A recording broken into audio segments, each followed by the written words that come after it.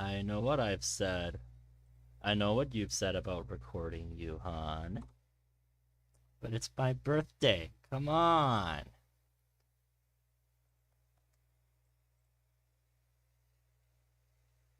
We are live. Excellent. Let's go grab the link and then let's get ready to get started. So I'm very pumped for this. Ninja, you beta tested this? You go, man. That is awesome. I did not know that you helped beta test this mod. That is so cool, Ninja. Omega, what's up?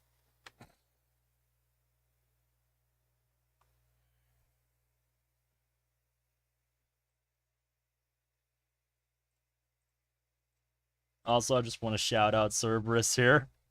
Thank you very much, Cerberus, for the birthday wishes.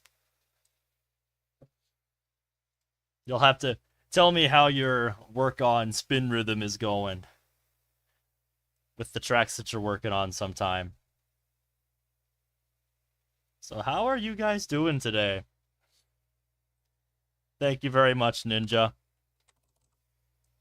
You saw my not so subtle. You saw my not so subtle Discord message today. I am a quarter of a century old with the birthday cake there. Yeah, it was my birthday today. Won't be for much longer. It's only 4 minutes until the day changes. And then it'll be my brother's birthday. But before it ends, I wanted to start this stream because I knew I had to play this today.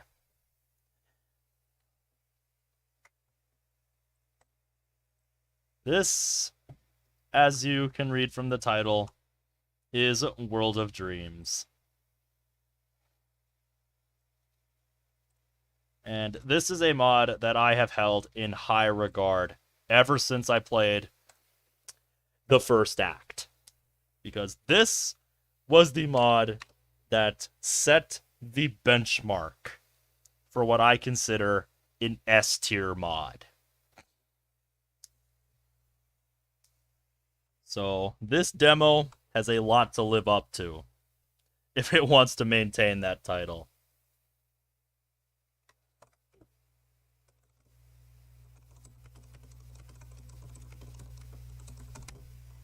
So I'm very excited to see what is in store for us after all the teasers, all the stuff that I have seen from the World of Dreams server in the months leading up to this release.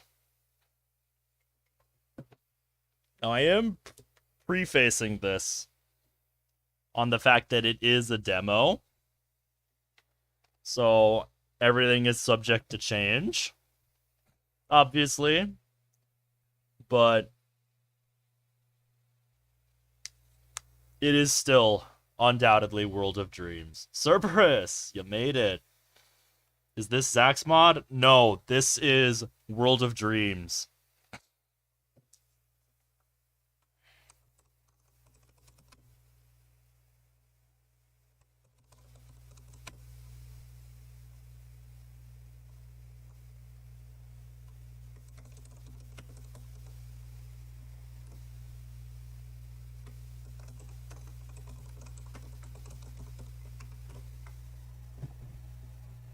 Yeah, what makes you say that, Cerberus?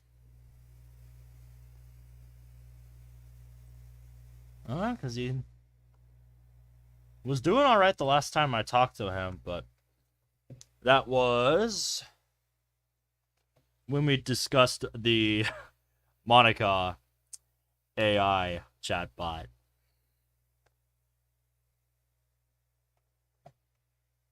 I don't know what was changed, but you like what you played?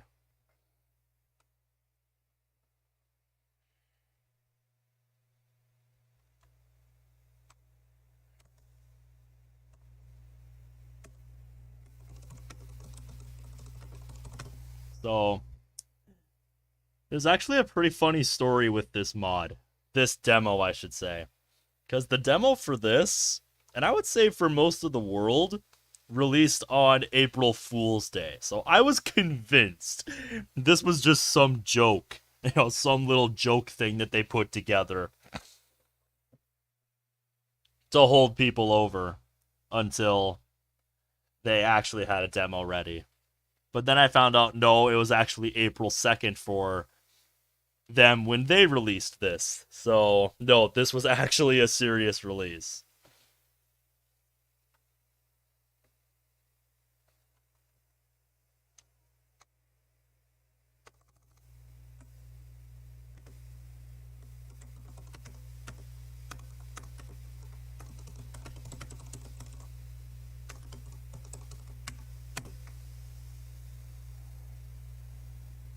Expect the unexpected. So yeah, when I started hearing from people that no, this was actually the real deal, I was like, oh shit. This is actually a real thing. So yeah, once I heard that, I decided, well, in that case, I was just going to save it for tonight. So that I could give myself a nice birthday present. With with this mod right here.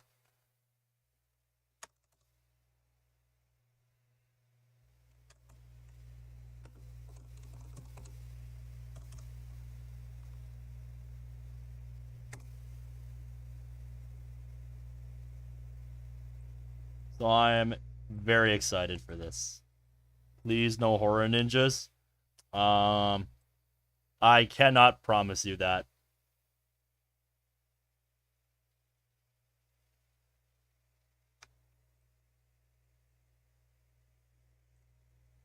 Hey, Sansi, you made it. How you doing, dude?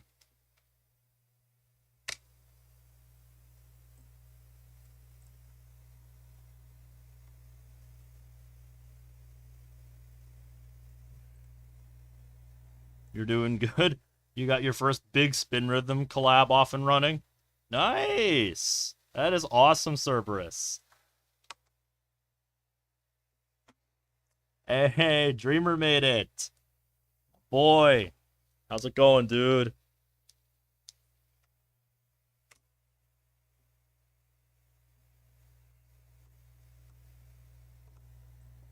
Anyway, the demo. Yep, I will be getting started in just a little bit here. Had hiccups.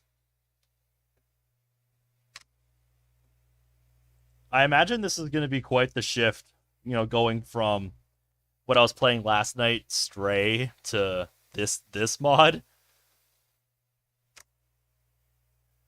But yeah, I'm really pumped for this demo. Like, for real, this is going to be fun. Currently getting your ass kicked by a robot hive mind. Ouch. What are you playing, man? Cute cat into death. Yeah.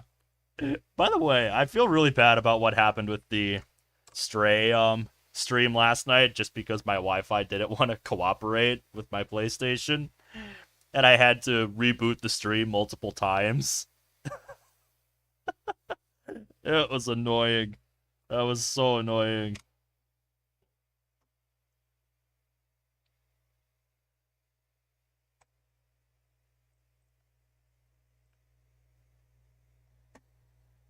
We make do with what we have, bud. Yep. That is something I know very well. And all because I didn't want to have to move my Ethernet cable. Oh well. Let's hope nothing happens tonight. My Ethernet is usually plugged into my laptop, and after last night I swapped it back. So we should be good. Yeah, probably not, but you never know with this stuff. What am I watching? I'm not watching anything, you. I'm getting ready to start the mod. So how was everyone's day. I will say one interesting thing about this mod was that the install process was kind of the inverse of your typical mod install process. Today went well for you? If anybody does, yes, Omega, you have my permission.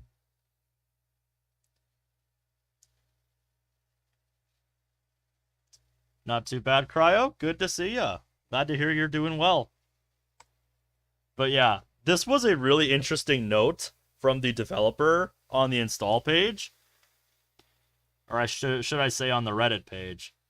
But yeah, that's something I thought was really fascinating, that the install process was kind of the inverse of your typical mod install process where, you install, the base game and then you plop the mod files on top.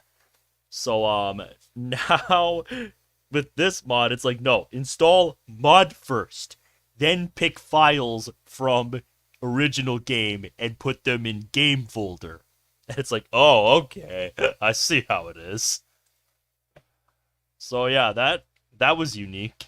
I've never had to do that before for a mod. You really should. I very much recommend base DDLC.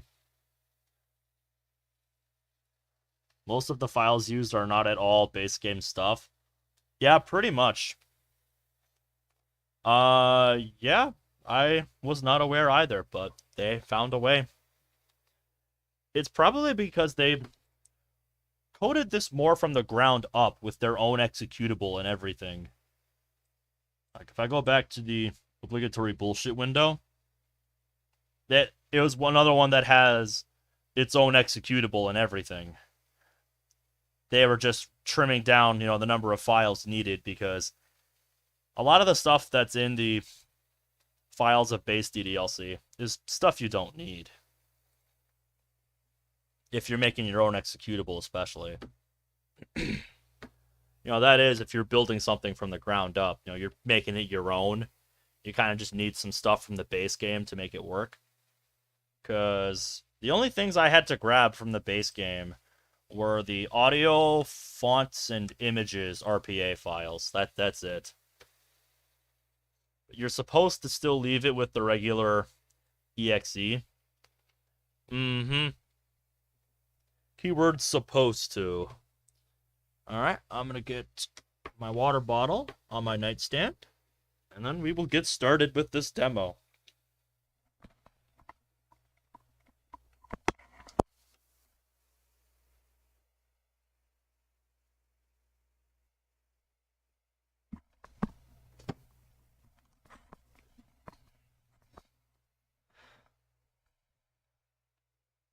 I will. I really like what they did with the text box. I remember seeing this in some of the teasers that they did for World of Dreams here. And I really like what they did with the text box, making it look like those old school Microsoft Windows. I don't know off the top of my head. For Yuri, I think it might be Fallen Angel. Somebody will have to... No, Castle Walls. Okay, our Castle Walls. I was just about to say, but you beat me to the punch, Sanzi, but somebody was going to have to fact check me on that. Fallen Angel is the dead Yuri mod. Yeah. That's one that I still haven't played, but is one that I've considered playing on several occasions. So let's begin. Designed to be played after the official game. World of Dreams Act 2 demo also assumes you have read and completed World of Dreams Act 1. Game files for the base game are required to play, and it can be downloaded for free at a website. Very nice. It has been so long since I've heard that sound. God, how long ago was it that I played the original Act 1? I'm gonna have to look at that in the playlist later. You know, it's just a subtle difference on the original sound effect, but it's so satisfying. And I like the font. I would say at least a year and a half, 2 years. There we go. Ooh, that music though. Now I can see it. The world beyond the stars, the world of dreams. So there is our menu music. The playlist for this mod.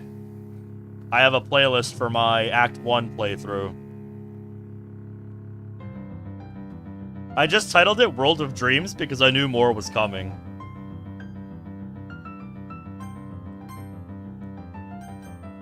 Man. I could sit here and gush over the UI all day. No shit.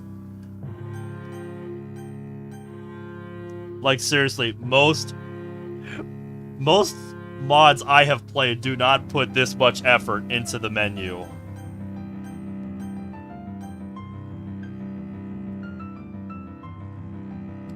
Earn trust again.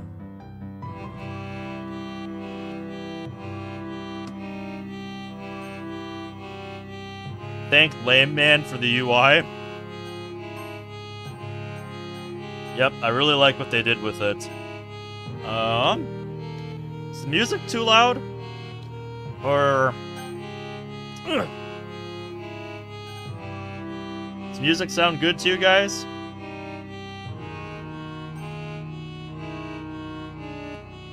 Yeah, a little loud.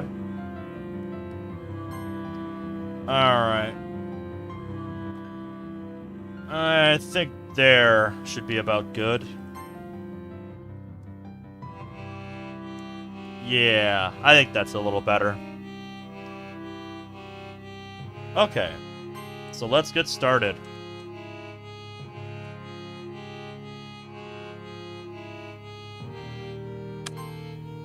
Alright, and I'm gonna go with the same name that I went with for Act 1, Ben Ordun. And if you're wondering where the last name origin came from, no, that's not my real last name. At the time...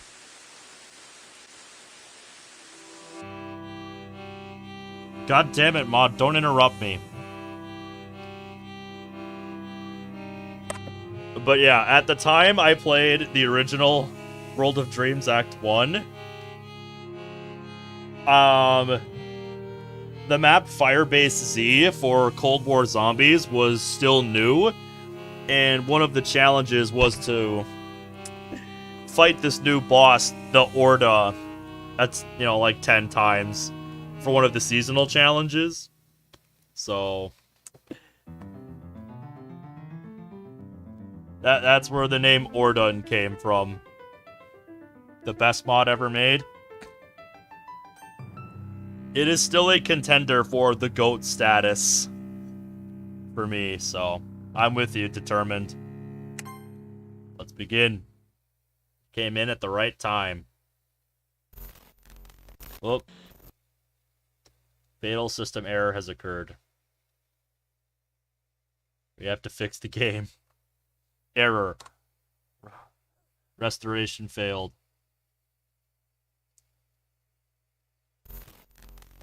World 97 world restored successfully. Act 2, if death equals false. Oh boy.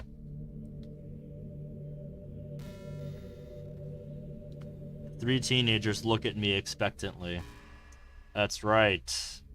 We're in the space room, observing the Act 2 main menu. Despite the confident tone I had on earlier, I'm now feeling a bit self-conscious.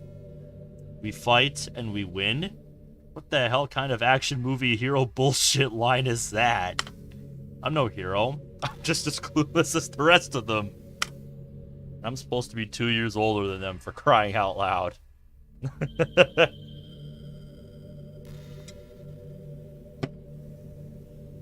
Doesn't mean you actually are, though. Let's get that straight. Ben, are you alright? Dude? Oh shit. Right. I frown and look at each of them. I'm not exactly good at this. Well, maybe start with something obvious. I turn to Sayori. Sayori, I hope you don't mind if I ask you something that might be a bit insensitive. Oh, Monica has trepidation. Well, go ahead. First of all, I should preface this question by saying I am so damn glad you're okay. I'm not sure any of us would be nearly as okay if... Well, yeah. Judging by his facial expression, I think we all know what he was about to say. Excuse me.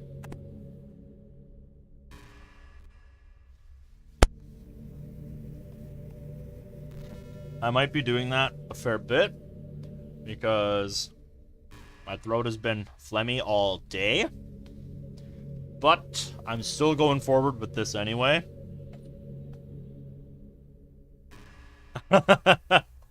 Very admirable of you, Determined. I'm very much looking forward to that day as well. Also, how is it going, Sarah? Good to see ya. We all go silent, and I even see them slightly shudder at the thought. As they rightfully should. Yeah, that is a very dark thought, boy. It's not something we want to be thinking about right now. I think I know what you're gonna ask.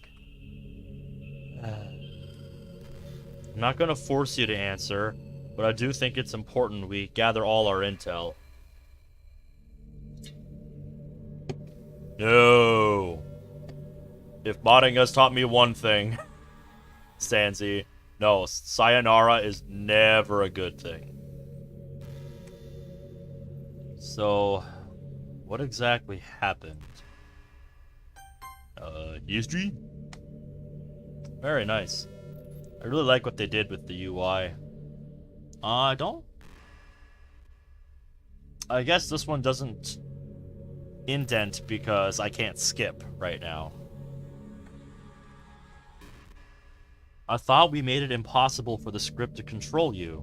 That's right. That's kind of become the enemy in this story. That's kind of become what we're working against. The script of the game itself. Yep, I intuited that. Again, it's the little things like that. He goes silent. It's...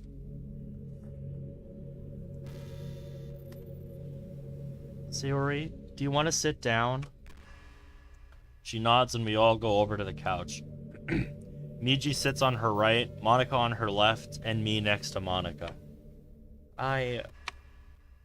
Deep breaths, Sayo.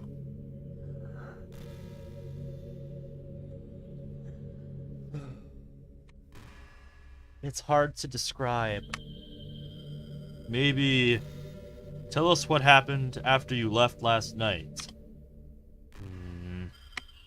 Only if you want to, of course. Yes.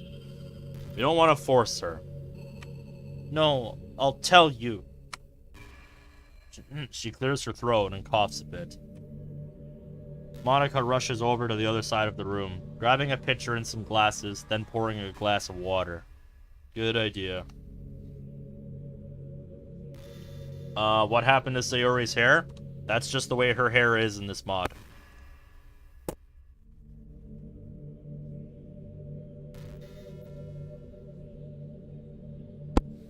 That was an intentional design choice from the developer.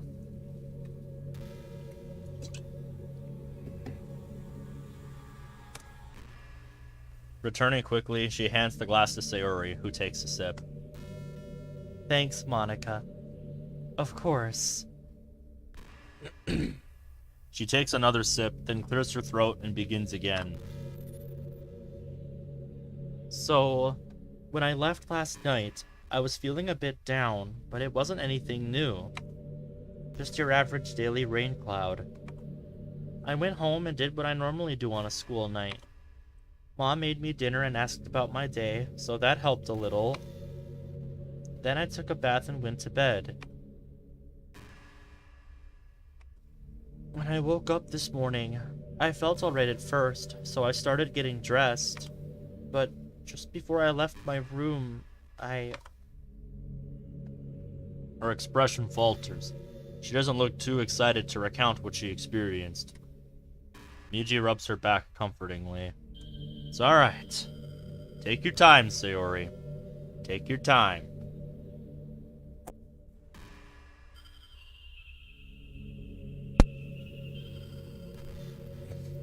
Yep, I remember that scene very vividly. The world started to glitch out when we found the rope.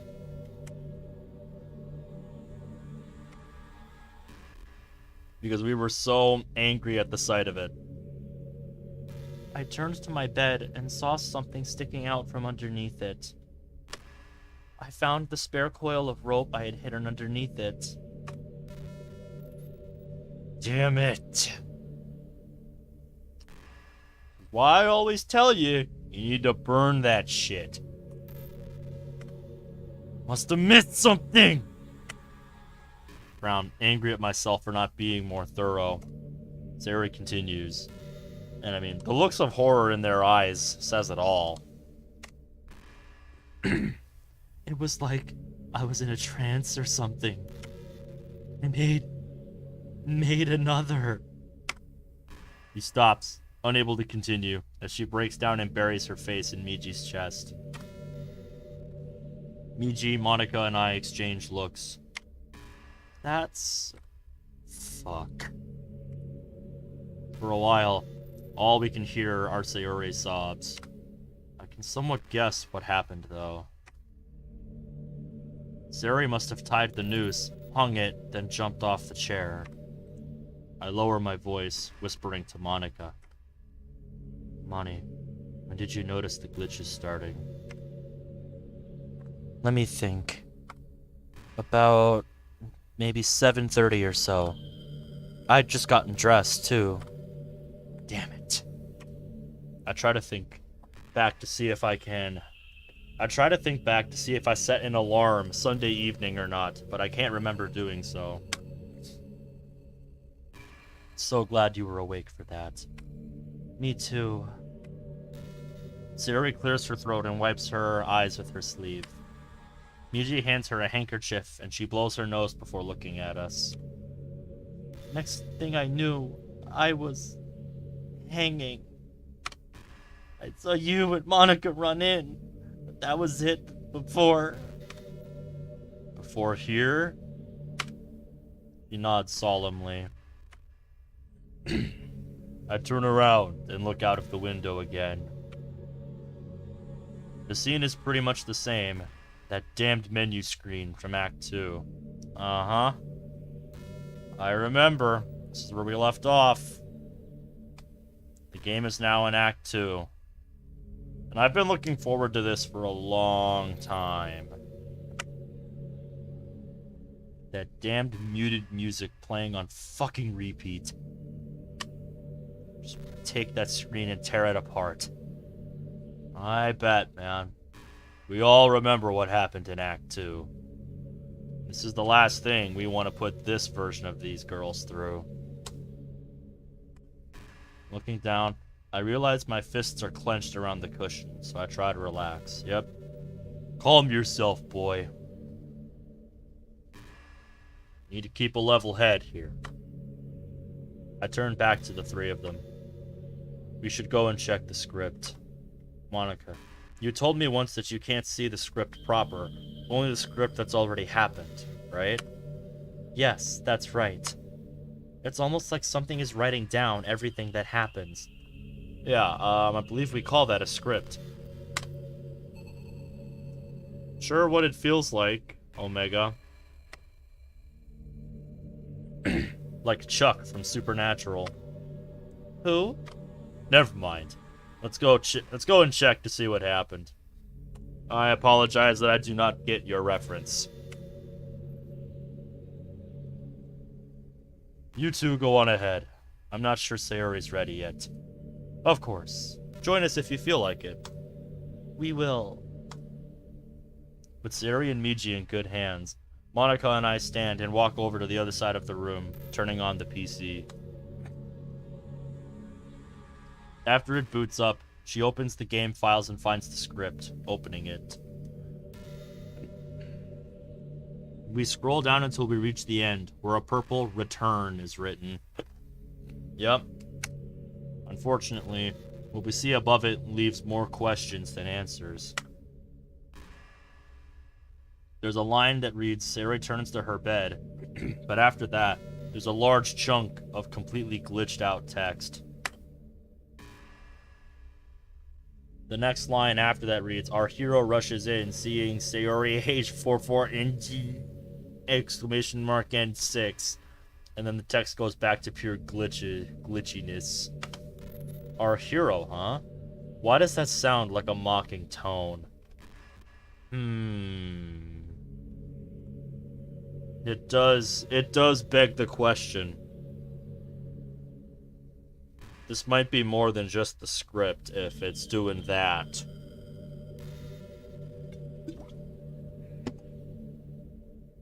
Because this implies a degree of sentience.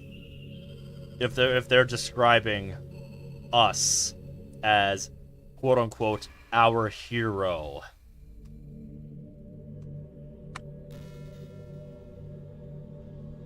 Could the script actually be sentient? I think the more logical option is that a sentient entity is in control of the script. And that is a huge problem if that is the case. But, who knows? Only time will tell. Frown and lean in closer, trying to read through all of the glitchy text. Is there some kind of pattern there that I'm not seeing? I lean back, tilt my head, and close one eye. He's looking at it like a magic eye picture. Oh boy. I wish you the best of luck with that.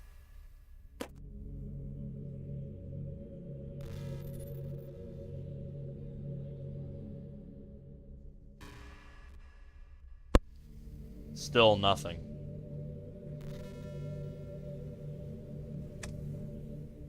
Ben? What are you doing? Just wondering if there's a pattern here anywhere or not. Something I'm not seeing. Oh. Yeah. I would be questioning what he's doing too, cause...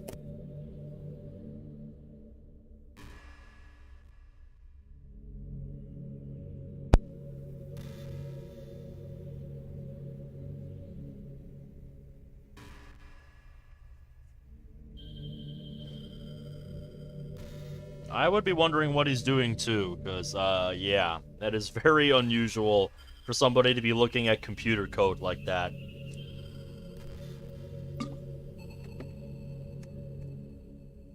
I try a few other tricks, like making my vision go blurry, looking at the script upside down. In all honesty, I'm just trying to distract myself from the horrible reality outside. For exhausting everything I can think of, I sit back down and sigh. No good. I can't see any discernible patterns. Same. She rubs the bridge of her nose. There is something we can try, though. What's that?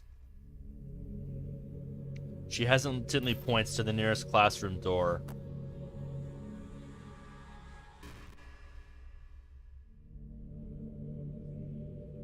I'm not sure that's a good idea. I know you don't like it, but we might not have a choice here. You mean actually hit new game and start over again? She nods slowly. Now it's my turn to rub the bridge of my nose. Truth be told, I've already thought of this as an option, but I dismissed it, because I really don't want to have to go through Act 2 again. And what happens to us all when I hit the button? Do you think our memories will reset? I look at Monika. I'm sure you're safe from that, But if Miji's or mine are reset, I'll still be in that same mental state I was when I got here. You know, not trusting you. Even more so if you tell me we're in Act 2. Yeah, that is a very big consideration to make before we go forward with this, hon. 'Cause, yeah.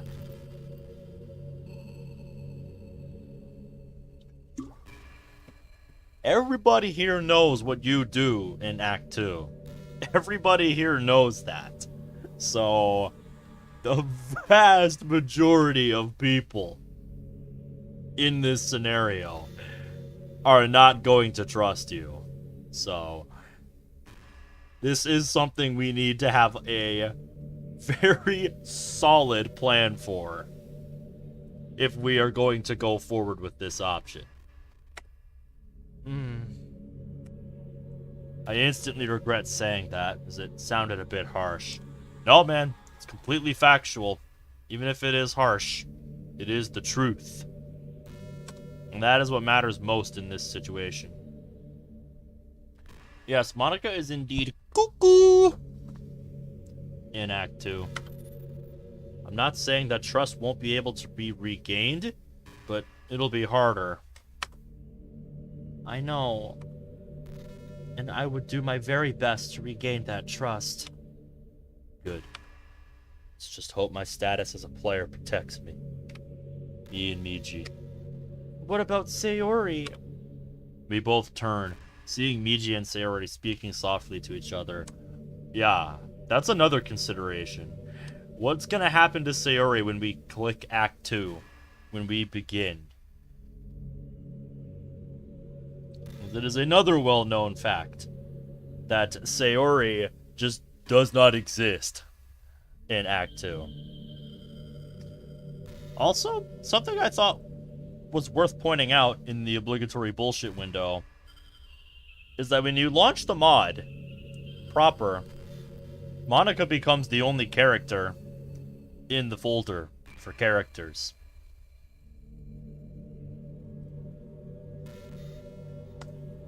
Something I thought I would point out.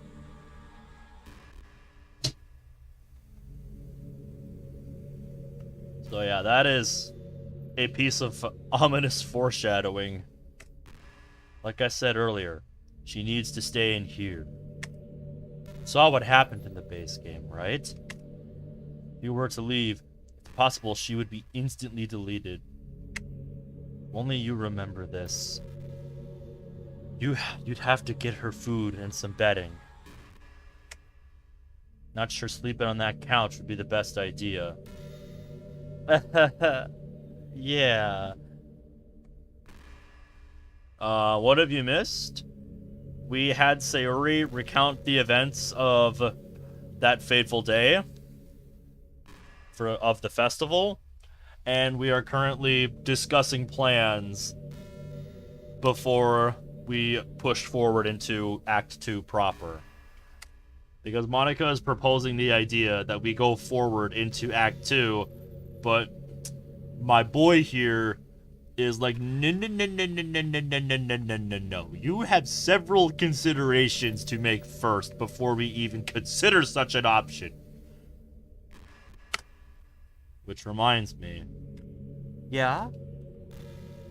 Do you have any ideas as to when or where the game would start if we do hit new game?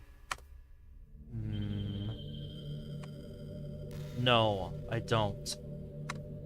Same here. That's kind of important because, well, normal Act 2 begins the same as the beginning of Act 1, just with glitchy shenanigans. Especially in that scene where Sayori is supposed to greet us. So that is a problem. I haven't thought much about it, but it's strange that I arrived here on a Sunday instead of a Tuesday. Where were you on Sunday? I was at home, in bed. I was kicked out Sunday evening, remember? Yeah, that's right. Monica got kicked out of her house in this mod. Her parents kicked her out. Yeah, that was a thing that happened. Right. What exactly did you do after that? You never really told me. I'm pretty sure during the story of Act 1 for this mod, Monica moved into Miji's house. And she's just kind of living there until she can figure something out.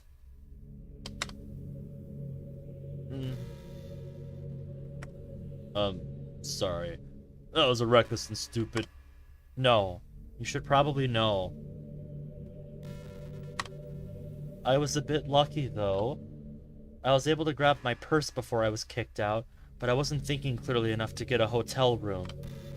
So I did what any sane person would do. Broke into school and slept in the club room like a dumbass. For 3 full nights. Monica? Your sprite disappeared. Are you okay? Are you okay?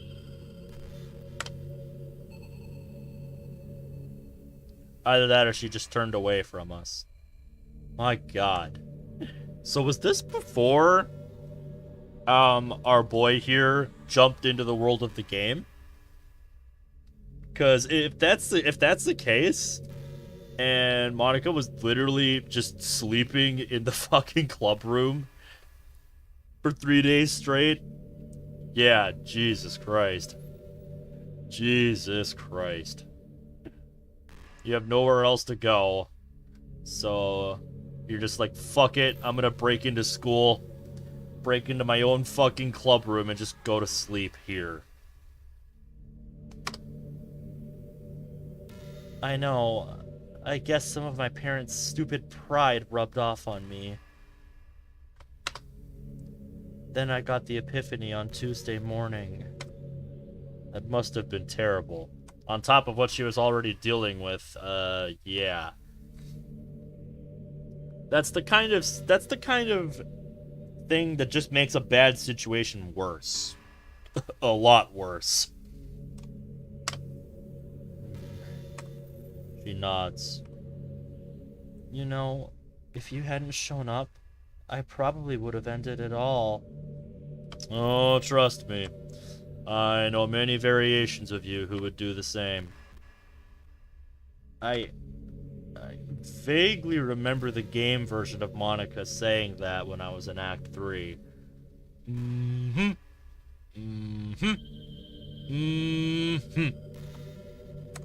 This is true, ladies and gentlemen. This is true. But... Monica. She stops, looking confused. Not in the right state of mind to comfort anyone, but this should be addressed. I need her help, after all. I hope you realize that you don't need to use me as an excuse to live. To keep living. Much as I know you love me, I want to see you live not just because of one person. You're an amazing woman. Capable, strong, incredibly resilient, and talented to boot. Thank you. I'm starting to realize that. Thank you. That means a lot to me. He smiles gratefully. Just that smile of hers alone is enough to help lift my own spirits a bit. I'm glad that you are, but let's get back on topic. Right. Should we really restart the game? Yes. Hello. Sayori and Miji join us again. Sayori looks a little better. That's good. But, Sayori, elaborate. Why do you think so? Why's that? We should really try and save the others. Yeah. I feel guilty now. I didn't do enough to make sure that they were saved. I really should have told them, or at least showed them. Especially when Yuri asked. Didn't I just tell the truth? Ben, Sorry, just thinking. what about? I probably should have told the others. Ben, what's done is done. We can't change that. But we should come up with a plan. Yeah, we've been working on that. I'm sure no one here wants to listen to that forever. He gestures to the window, where the muffled main menu song is still leaking through. Yeah, no one wants to hear that. As much as I like that song, it's going to get repetitive eventually. True. So, what should we do? After we hit the new game button. Right as I'm about to answer, something in the corner of the room catches my eye. I see a familiar black backpack propped up against the wall. Ben, what is it? I stand and head over to it, bringing it back to the group. I open it. Inside are all my belongings, including the 2 packs of pens. How did... What the hell? Well, this isn't the first time his backpack has just magically appeared. So, how did these get back in here? I don't know, man. You tell me. Is that important right now? I don't know. Might be. I didn't have time to grab these, so how they're here could be important later. I didn't grab them either. I set the bag next to the computer desk. I think I'm gonna keep this in here, at least for now. Anyway, I take it we're all in agreement on trying to hit the new game button. Everyone nods. Okay. Your sacrifice has been chosen. Question is, how are we going to do that? Is there an option on this PC to hit it? Monica grabs the mouse and begins searching around, but finds no DDLC icon to click. Maybe your laptop? Right, of course! I pull out my laptop and turn it on. Logging in, I find the DDLC 1.1.1 PC folder on my desktop.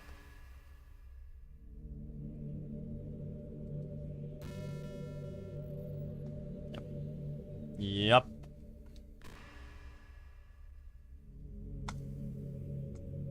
On a whim, I delete the first run file. This time, I receive an error that forbids me from deleting it. Little bit of redundancy there. Don't need that. M's always the hardest ones to catch. The ones that spell check just doesn't catch. This action can't be completed because the file is opened in system. Yeah.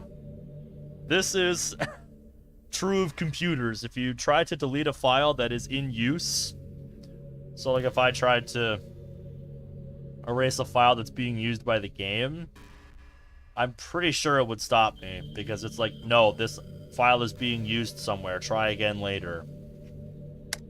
System? The fuck does that mean? Yeah. It's been given administrative permissions to the system. If you've ever had to change system permissions to allow you to change something because you wanted it gone, for instance. Excuse me. Yeah, you're familiar with this. Somebody changed the owner of the file, and now it is restricted.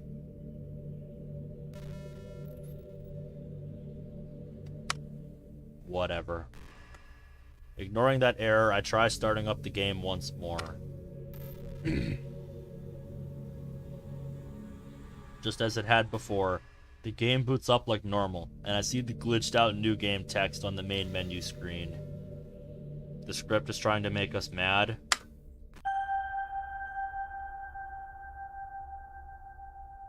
Hello! We all jump at the sudden noise.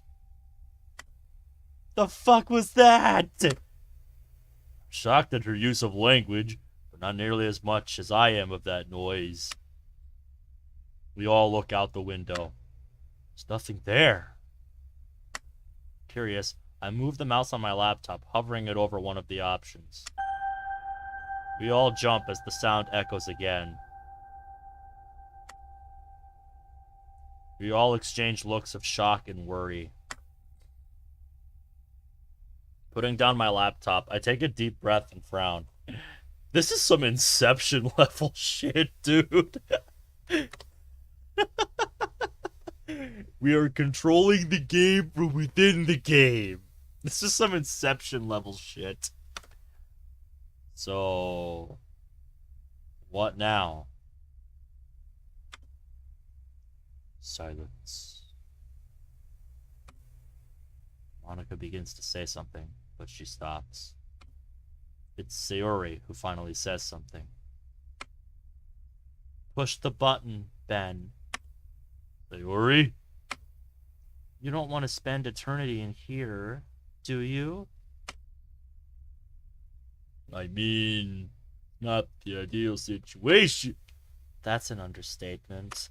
Oh, come on, Monica. That's not what anyone here wants. You don't want to stay here. Miji doesn't. I definitely don't. And Ben doesn't either. Yes, that is true. Like I said, we need to plan. Okay. What do we need to plan for?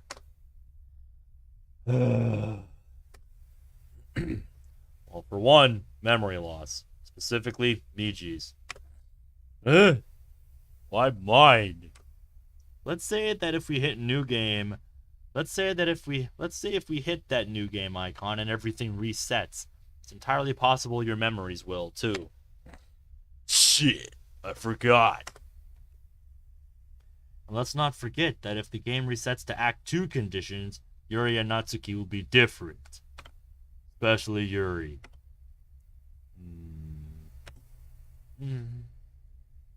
Oh. Yeah. So what do we do? Show them the classroom? Oh god, no. Especially not Yuri. Remember the game? She goes full-blown psycho at the end of Act 2. In fact, not even sure if I should even join the club this time around. Huh?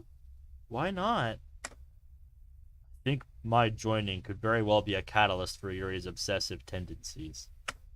So, we just leave them alone? Ben, that's not... Hold up. Let me finish.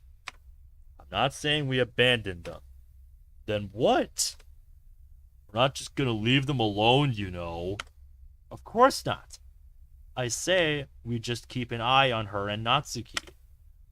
I'm hoping that not joining the club will actually be beneficial to them. I mean, at least until the festival is over. If we make it that far... Monica doesn't look too confident anymore. I'm sure a lot of what's happened to her recently has been extremely taxing on her. You're worried about the others, aren't you? Yes. I can't help but worry. They're my friends. I know. I feel the same way, even if they've forgotten about me and Miji. So, anything else? Opening up a text document, I begin typing out all the ideas we have so far. Anything that's said by me or the others, I put in there, no matter how ridiculous. Time passes. Not sure how much time, but it does. Soon, we have a stockpile of ideas and potential scenarios to watch out for. Sure, we haven't accounted for everything, but I sure hope what we have is enough. We've agreed that we should hit the new game button at least. We aren't sure what will happen or if the game will even start, but it's the only option available to us. Following that, if we do manage to reset the game, we make two plans. Depending on when the game restarts, we will, regardless, keep a close eye on Natsuki and Yuri's character files. More specifically, Sayori, since we're all in agreement that she can't leave. At one point, an idea strikes me. I go digging through my backpack, hoping that what I have is still there. Fortunately, it is. Ben, what's that hearing aid for? It's actually a Bluetooth earpiece. Looks a lot like a hearing aid, doesn't it? But why do you have it? So I could sneakily listen to music while I was at work before they decided that we could listen to music. Anyway, I'm hoping we can repurpose it here. How? We can use it as a two-way communication device. Or at least, I hope we can. I mean, we're gonna need an open mic to Sayori. What if we can't? I'll hold the pen that I'd grabbed. And we use these as often as possible. Lunchtime, maybe during study hall. Shouldn't we just skip school altogether? I don't think that's a good idea. Remember what just happened to Sayori? The script improvised here. We have no idea if it'll do it again. We need to keep an eye on the other two members. So, why not join the club? He has a point. Why don't I want to join the club? Is there a logical reason why I shouldn't? Or is it because I'm scared? Shit! I said that out loud! Three of them look at me concerned. Well, that's out of the bag, I suppose. Hey, I don't blame you, man. Act 2 has some freaky shit. I get it. I was there once. Yeah, we should keep an eye on the members, but it doesn't mean I have to join. Then, what do we do? Or how? I turn and stare out the window again, this time deep in thought. Those damned pink polka dots keep on going past. I go over my options. Joining the club might not be the best idea, but it's the most logical. On the other hand, though, that could be what the script uses to advance the story. And there's no way I'm allowing that to happen. Wait! I have something of an idea. Now bear with me here. Here's my idea. They listen as I explain my idea. In essence, my plan is dependent on what pressing new game will do. Have a gudra of a day and night. Thank you for the pun, Omega. You have yourself a nice night. Thanks for tuning in.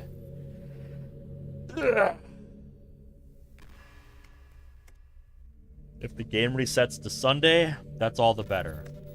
This means I can be introduced by Monica to the remaining literature club following Monday. Yep, sadly I've never used a gudra, so... My excuse? Monica and I will have met earlier that day and discussed clubs, and I express an interest in joining. I then said that I wouldn't mind watching the club on a trial basis since I'm not used to them. This way, I can keep an eye on the other girls alongside Monica, Miji, and Sayori. But if the game resets to Tuesday, then the plan needs to be adjusted. If Act 2 goes the way it did in the base game, we're gonna need eyes on their files regardless. I also explained that we shouldn't use poem sharing this time around. We should instead use the majority of the time getting closer to the girls. Not just me, but Monica as well. Wait, get close how? Try and become friendlier with them, and hope they start opening up. I mean, I will consider joining your club after all. Isn't it a good idea to be on good terms with everybody? Yeah, that just sounds like common sense. Oh. Yeah, I guess that makes sense. Should we take turns focusing on them? Or do you want me to focus on one of the two? Well, I'm worried about both of them, obviously. But it's Yuri we should keep a closer eye on. I would have to agree with that assessment. I say we spend half the time with each, maybe. Hopefully, they'll both start trusting us and open up a bit. I can probably help more with Natsuki than Yuri. I know more about manga and anime, at least. Good. I'll be counting on you. I'll do my best. And me, what should I do? Well, if my Bluetooth earbud idea works, we can keep in constant touch and you can keep me updated on the code. I don't know. I'm not very good with computers. Well, you're the only one who's gonna be stuck in here, so you're just gonna have to do, Sayori. And I'll be right back, 'cause I need to use the restroom quick. And I'm gonna get some more water, so I'll be right back.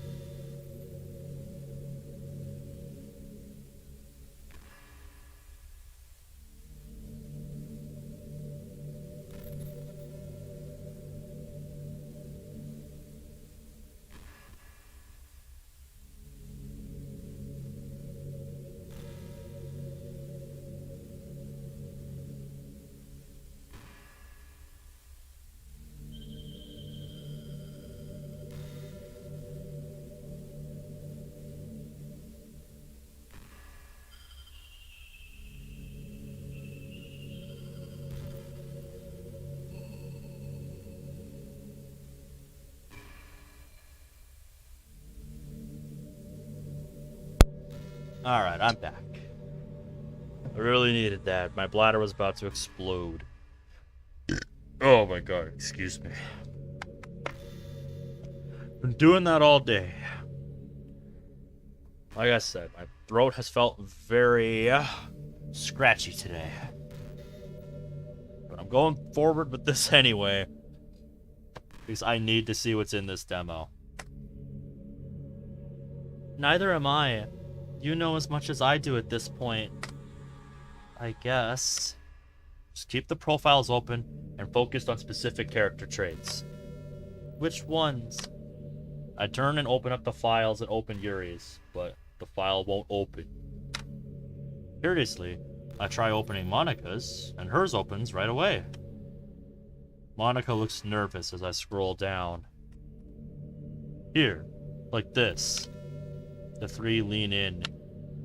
Define self-control equals 4.2. Keep an eye on Yuri's version of this. It might be pretty low. Also, perhaps keep an eye on this stat as well. I scroll up and find the one I'm looking for. Define libido equals 8.6. Oh, I forget what that did in Act 1. Oh, wow. Damn, Monica. Despite the current situation, Monica's face goes red. Then suddenly her face grows concerned. Wait, why is that so high? It wasn't as high when I last checked. My heart stops. Oh god. This could change things. Ben? I quickly close the file. Could it be possible? Ben? Monica, what was that stat earlier? Around 6. Why? You aren't gonna like my theory.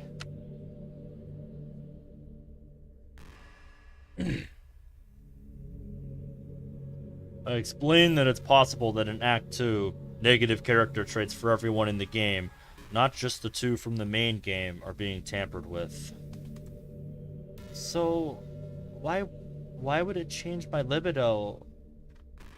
I almost answer when I stop. Reopening Monica's file, I scroll up a bit. Fortunately, all character stats seem to be in alphabetical order.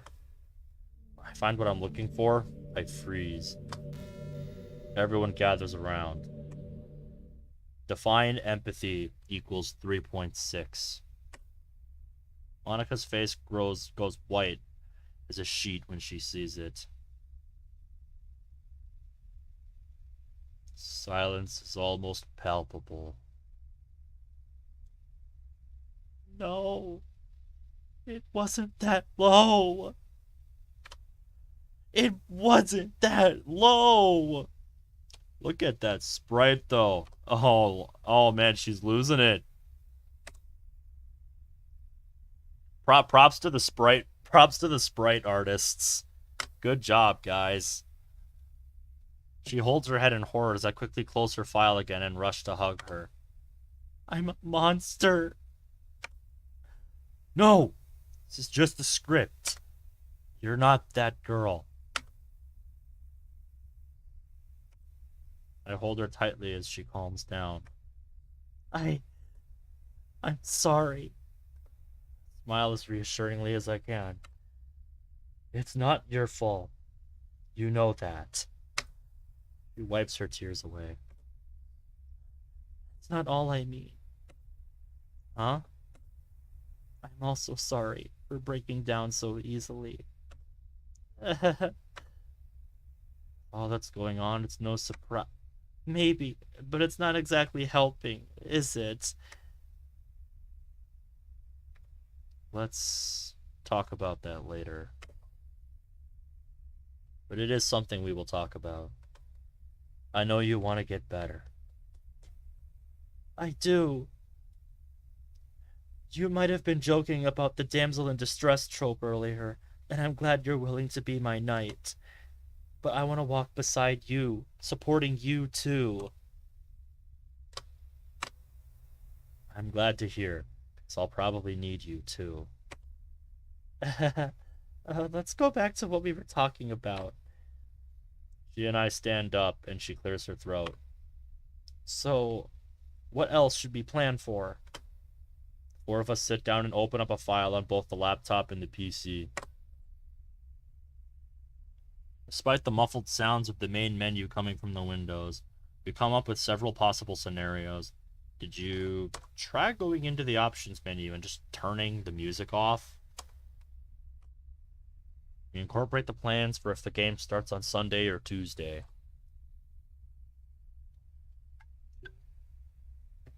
Ugh. This is really good so far. We also make a large note to just keep an eye on others we've encountered, since we're not sure if Act 2 will affect just Literature Club members or not. When we're finished, we save both documents. Okay. Are you all ready? Everyone slowly nods. Alright. Hold on to your butts, chat.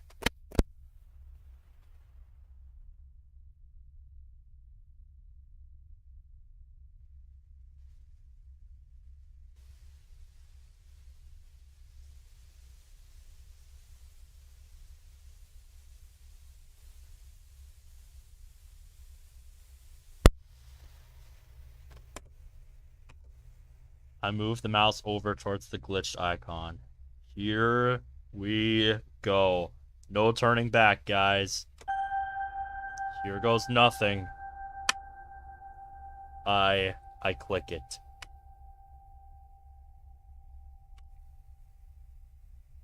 Nothing. Wait. What? Wasn't something supposed to happen? Yeah. The screen should have gone black. Try again, frowning more in frustration than in fear. Don't tell me. Oh god. Are we really stuck here? Wait! Monica quickly rushes over to the desktop and looks at the character files. Monica?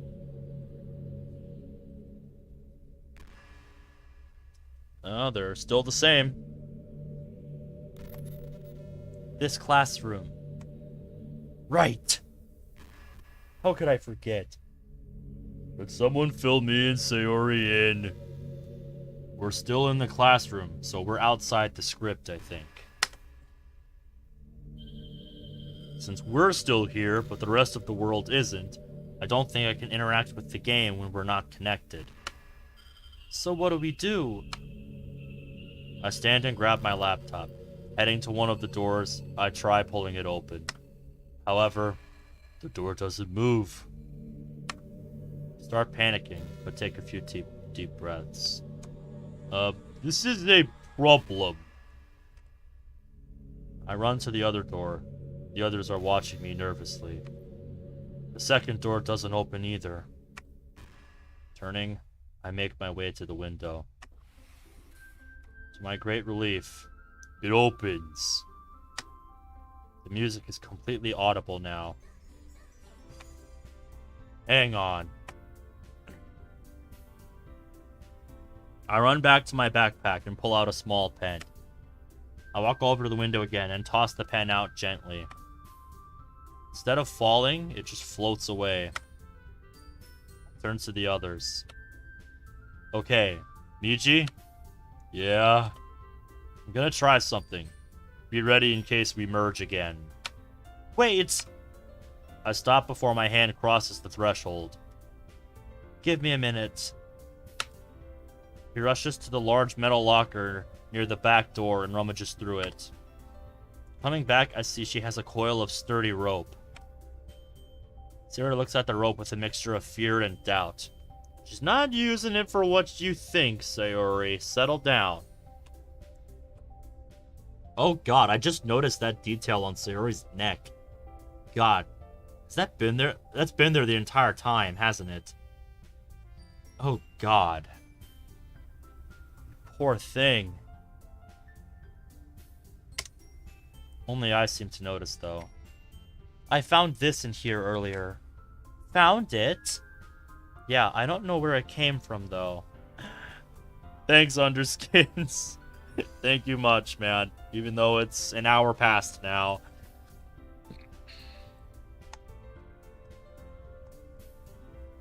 Sayori relaxes slightly. But what a rope was doing in here in the first place is concerning. I should keep an eye on that. Alright, tie the rope around Miji's waist. Yeah, good idea. The three of us tie a secure knot around Miji's chest and test it to make sure it's secure. When we're sure it's secure, I gently move my hand across the window's threshold. Here we go. Nothing. No merging, no glitches, no pain. Huh. That wasn't what I was expecting. Miji walks over and puts his hand through the door as well with the same result. Huh. So what now? I look at the rope again. Monica, how long is that rope? She lifts it up and looks at it. Maybe a few meters? Why? I turn and look back at the menu. I have an idea. A few minutes later, the rope that was once around Miji is now around me. Monica, Sari, and Miji are all holding on to the ends and midsection of the rope tightly. Monica is the anchor since she's the strongest of the three. I turn to face them as I once again adjust the rope around my chest. Before I leave, though, I give Miji my green key pen, just in case we merge again and I don't have access to it. Everybody ready? As ready as I'll ever be. Yes. Just waiting on you.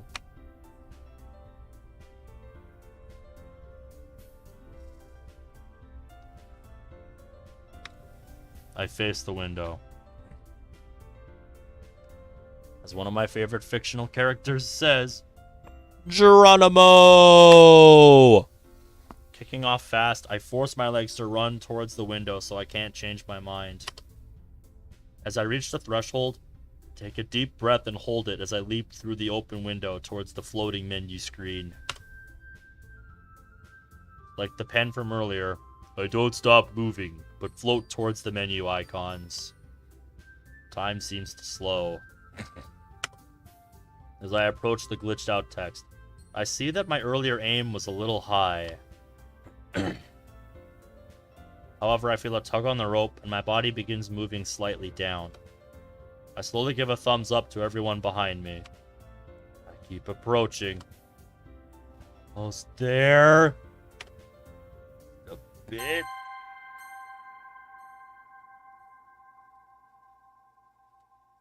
Here we go. It begins.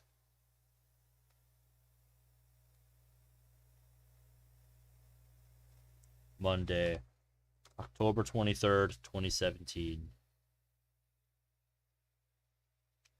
So this is neither scenario that we planned for.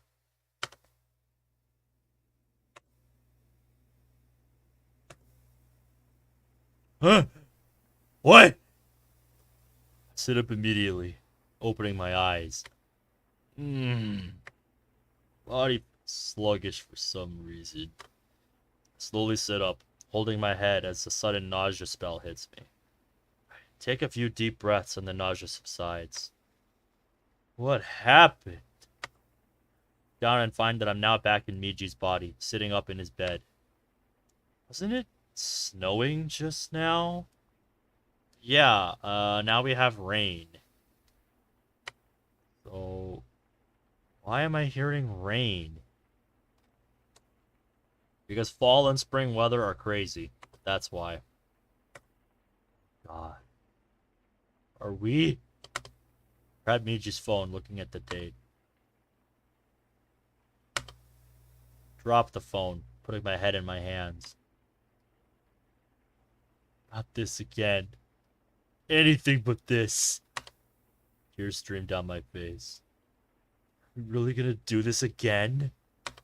We really meant to continue the game like this?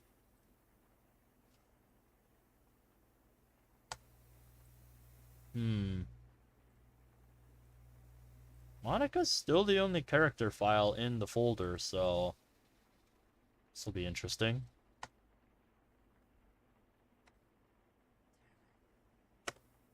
Hope I can handle this. Someone, anyone, tell me what to do here. Please.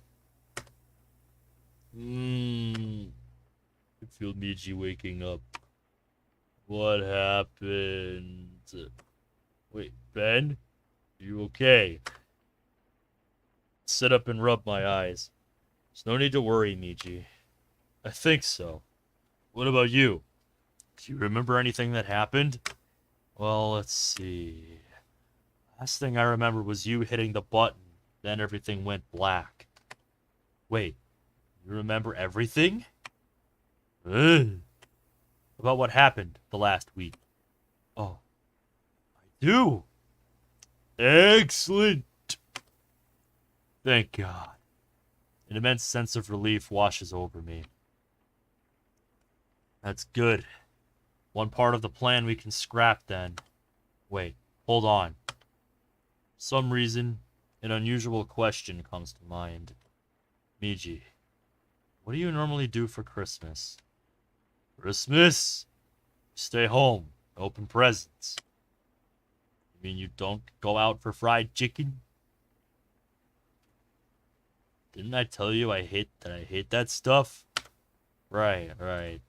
That dream was so vivid. The hell is going on? Are you sure you're okay? I take a deep breath.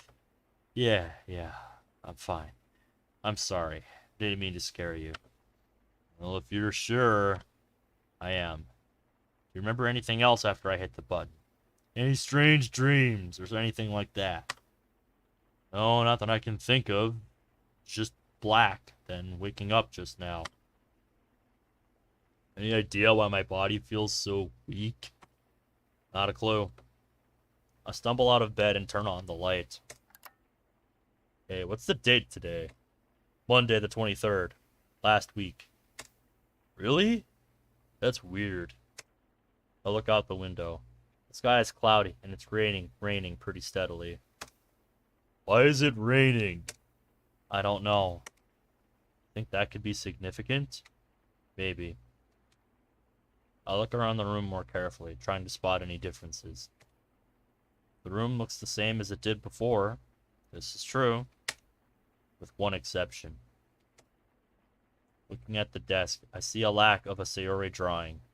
But that's not what worries me. I see an unopened water bottle and one of those orange medicine bottles. Picking it up, I read over the prescription. What the hell? Narcolepsy? Might explain the sluggishness I'm feeling right now. 1 pill to be taken 2 or 3 times a day, half an hour before meals. But never been diagnosed with anything. Maybe not originally, but this doesn't make any sense still. Should we take it? Frown and look over the bottle more closely. I don't know. Pridolin. It's Pridolin, which sounds like Ritalin from back home.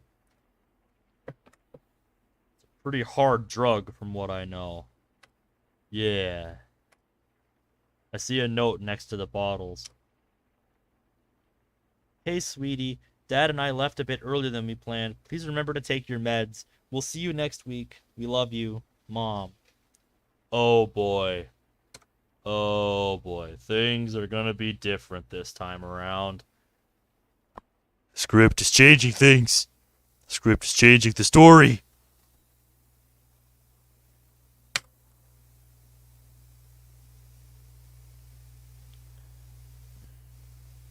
Thank you very much, Sarah. I appreciate the birthday wishes. Even if it is an hour and 15 minutes past my birthday now. At least where I live. It is now the 8th. But thank you all the same. It means a lot. Left for where? Why did she say next week? What do you think this note means? Next week? I don't know. Maybe they're on a company business trip? Is that a normal thing for them? They go sometimes, but not as often as others in their company.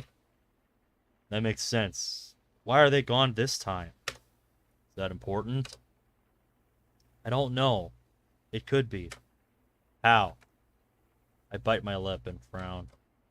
So far, the only differences we've seen so far in this world is that Sayori isn't here and that these pills are... and the rain on a Monday. I don't know if I'm thinking too much into it, but any change could be significant. You think? Possible. I don't know. Simultaneously in familiar and unfamiliar waters. 4 of us know how the story goes from here, but that just involved the remaining girls. What are you saying? There's an entire world out there that just repeated the last week. What about them? Have they been affected? I mean, I guess. We don't really know. Sorry, I'm not that smart when it comes to this. No, it's okay. Maybe I'm just being paranoid. Got some good points, though. Maybe we should keep an eye on the rest of the school, at least. Especially... Kawahashi. Yeah. I don't know what she's gonna do now. Sorry, I'm just feeling a bit tired. No, scratch that. I'm really tired. Well, maybe we should take these pills. How come? What if we don't take it and something happens later on?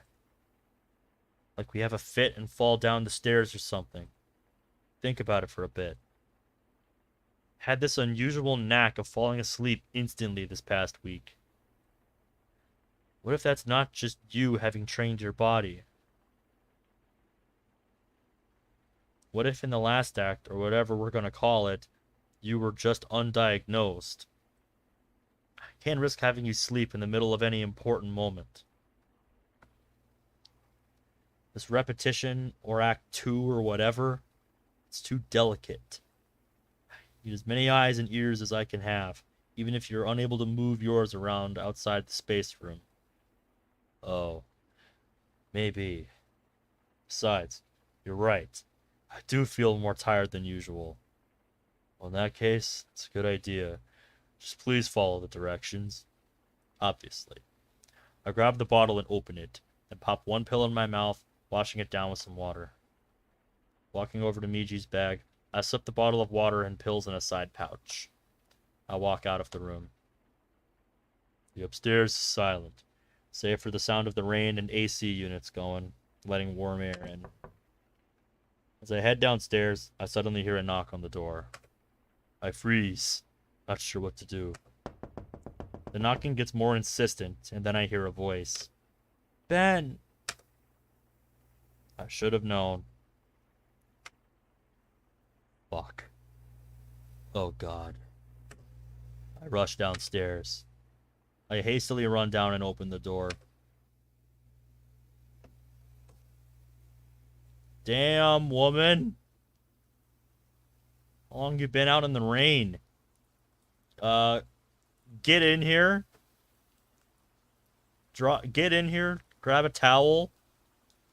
How hard is it raining outside exactly? The answer is yes, Brad. The answer is yes. I've noticed one redundant wording when they use the word me twice in a row in one line. And there was one moment where Monica's sprite dipped out, but I don't know if that was intentional or not. But outside of that, it is very much a world of dreams. I'm loving it so far. But we should let Monica inside. She's fucking drenched. Oh. Oh my god. Shit. Monica? What the hell happened to you? Okay, she's not just drenched. She's holding her arm. I didn't see that as significant at first, but yeah, she's covering something. It's worse. It's so much worse. Is that a bruise on her wrist? No. Get inside. I almost grab her wrist, but I stop myself and move her in quickly. She's completely soaked. Grab the bag she dropped by her side and place it down inside, closing the door. Oh yes. The new UI is excellent. I lead her inside the house. Oh nice. Apparently Ninja helped beta test the mod. Here, get you to a bath. Try and find something for you to wear. Yeah, Jesus, what the hell happened to her blazer?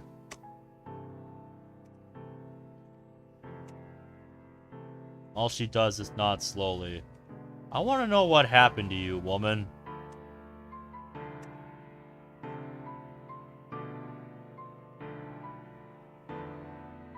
I remember somebody mentioned that in chat earlier, Brad. So yeah, mad props to them for the UI.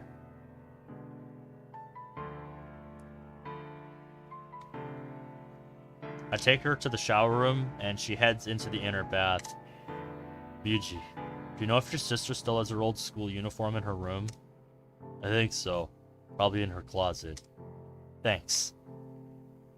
I rush up to Aiko's room and open her closet door, searching frantically. To my relief, I find the white dress shirt, cardigan, and blazer, but there isn't a skirt for her to wear. Not that she needs one. Her skirt is only wet. I rush down and knock on the shower room door. Monica, I found a spare uniform for you. Monica? I can hear the water running, but that's it. I don't want to go to school today. Oh. Of course. I should have realized. Well, I'll grab some other clothes for you then. Wait, don't leave me alone right now. Please. Stop just as I have my hand on the doorknob. What the hell could have happened? Why don't we talk to her and find out? I don't know. Alright, I won't go anywhere. I sit down against the wall next to the closed bath door. Thank you. Of course. We just sit there in silence for a while, Monica's occasional sobs breaking through. After a while, I stand up, grab her clothes, and look through them.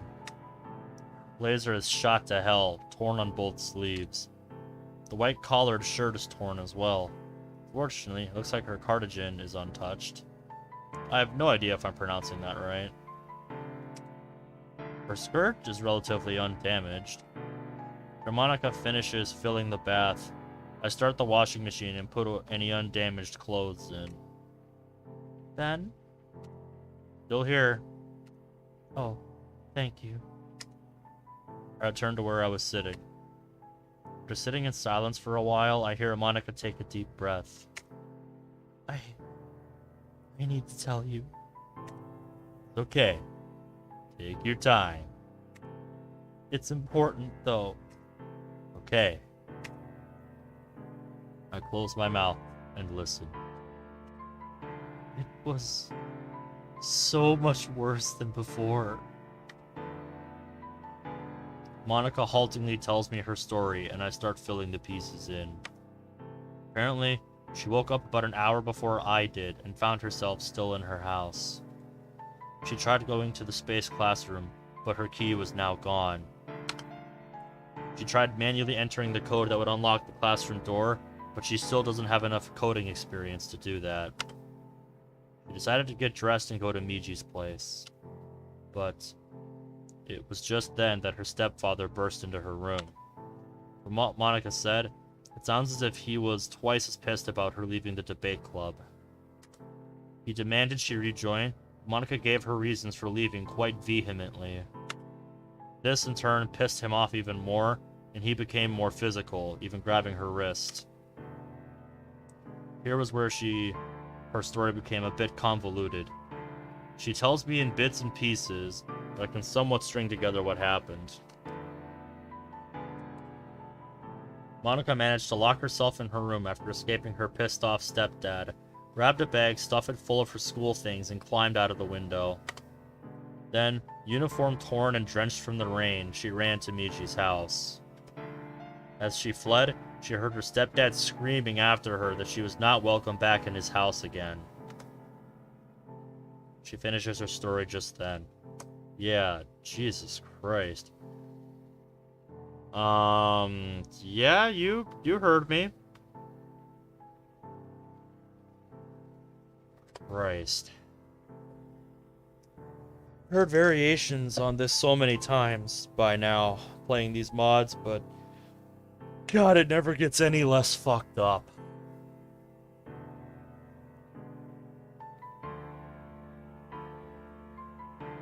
So it sounds like we can expect to hear more violent variations on events that happened in Act 1. Because, yeah, before it was just Monica got kicked out of her house. You know, Monica got kicked out. But this time...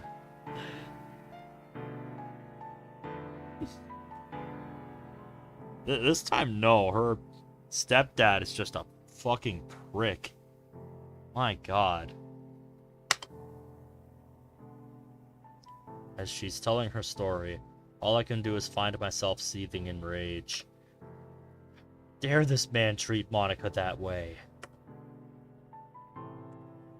My Monica? What the... Why did I think that?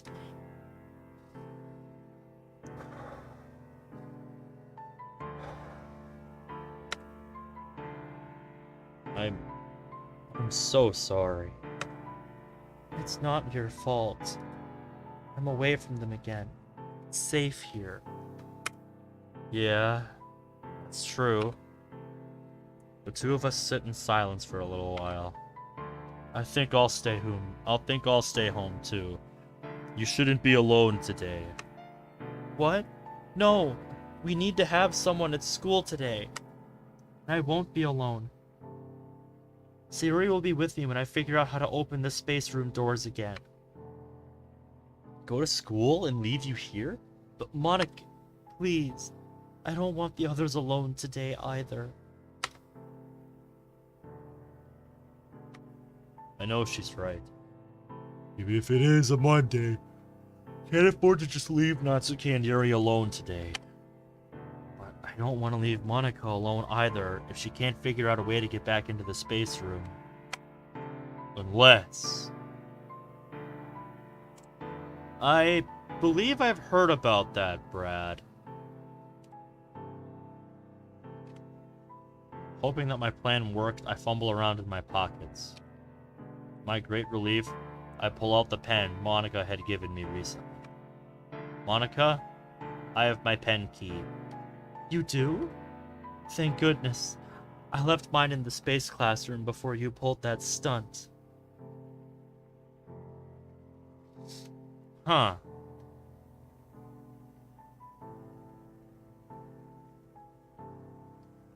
Well, maybe it's in the same boat that World of Dreams Act 2 demo was here, where for most of the world it was April Fool's Day, but for them it was April 2nd. So, who knows? Yeah. Do I open the door now? Well, my companion, I screw the cap and wait for her decision. After I get out of the bath, looking at Miji's phone, I see that it's past 6:30 in the morning.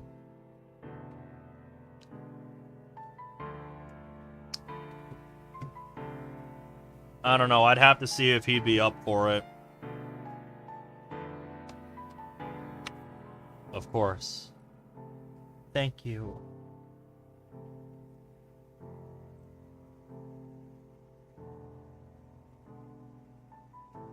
Edit music epilogue full release. So yeah, they bumped the D key when they meant to hit X. I don't know either. I kind of just saw it and I'm like, whatever. Okay. Another mod. I sit there in silence for a while. Monica's crying had stopped by now. Ben, can you tell me what happened to you? You tell her about me? Narcolepsy? I think we should. Monica just got done telling us her story on what happened to her in the morning of the game when she woke up. And yeah, she showed up to our house. She showed up, I should say, at Miji's house, drenched from the rain, bruised on her left wrist, and her clothes were torn. So, yeah.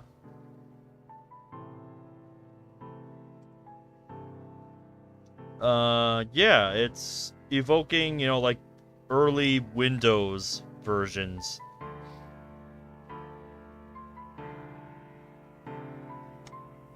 Figured you'd say that. Yeah. I debate on whether to tell her about the dream I had too, but I decide against it. That's something I want to tell her alone. Actually, yes, something did happen. Or rather, we found something out. It's about Miji's body. Go on.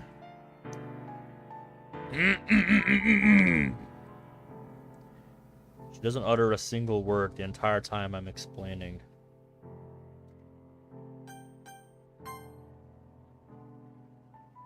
I tell her about what happened earlier. She finally speaks up after I finish. Narcolepsy? And you actually took those pills? Yes. Reckless. Can't help it. I burst out laughing. Just hearing her say that word again makes me feel relieved. She isn't completely broken. Ben, this is serious. I know. Sorry. It's just nice hearing you say that. Oh. Yeah, I guess so. Sorry, I shouldn't have laughed. It's alright. We both could use a laugh. True. We sit in silence for a bit again, but the mood feels slightly lighter. Ben. Miji too, actually. Thanks for staying here with me. Nice. That came out bad. Sorry, Miji. No, it's alright. He says it's fine. Thank you. More silence falls. Then, I hear Monica climbing out of the bath. Ben, do you want a bath too? Miji? Not right now. Why not? What if we both fall asleep? I've fallen asleep in the bath before. Oh. Okay, we'll skip this morning. I think later tonight we will need one. Or at least a shower. Okay. Ben? Miji? Are you still there? She sounds frightened. Sorry, I was just asking Miji. We'll take one tonight. Oh, okay. Can you bring me a spare change of clothes? Sure. I'll be right back.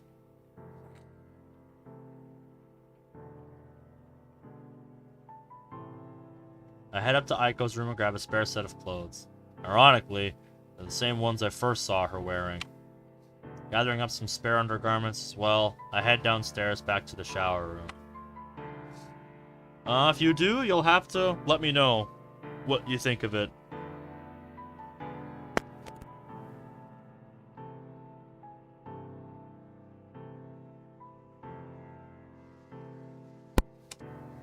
Thank you. Then, in that case, may I change into them? I may love you, but there are things I would rather only you see. I blush hard, and I'm sure Miji's embarrassment doesn't help anything either. Of course. I'll be waiting outside. I stand and head towards the living room.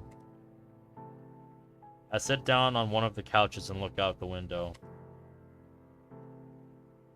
The current rain looks somewhat light. Just a simple shower. Miji, how can I look up the weather forecast? I do have internet on my phone you can use, or we can watch the news. Okay. Not feeling like trudging up the stairs to grab Miji's phone unnecessarily, I grab the remote and turn the TV on. When I find a local news channel, I watch and wait. A couple of minutes pass, then the weather forecast comes on. Apparently, the entire week is going to be a rainy one like today, and it'll only get worse. I turn the TV off and lean back, closing my eyes. My body is tired, but my mind is racing. Could the weather change be significant? You don't say. I mean, in Act 2, there wasn't any significant change in the weather. So why now? It's symbolizing the downward spiral that Act 2 takes into borderline insanity. My mind wanders and I think about Sarah's absence in the presence of more rain clouds. Shit. Sayori! I sit up sharply and grab the pen. I rush to the basement door and try using my key. My relief, it opens. I quickly throw open the door. Sayori? I look inside. being careful not to cross the threshold. To my relief, I see Sayori, still in her school uniform, lying down on the couch, fast asleep.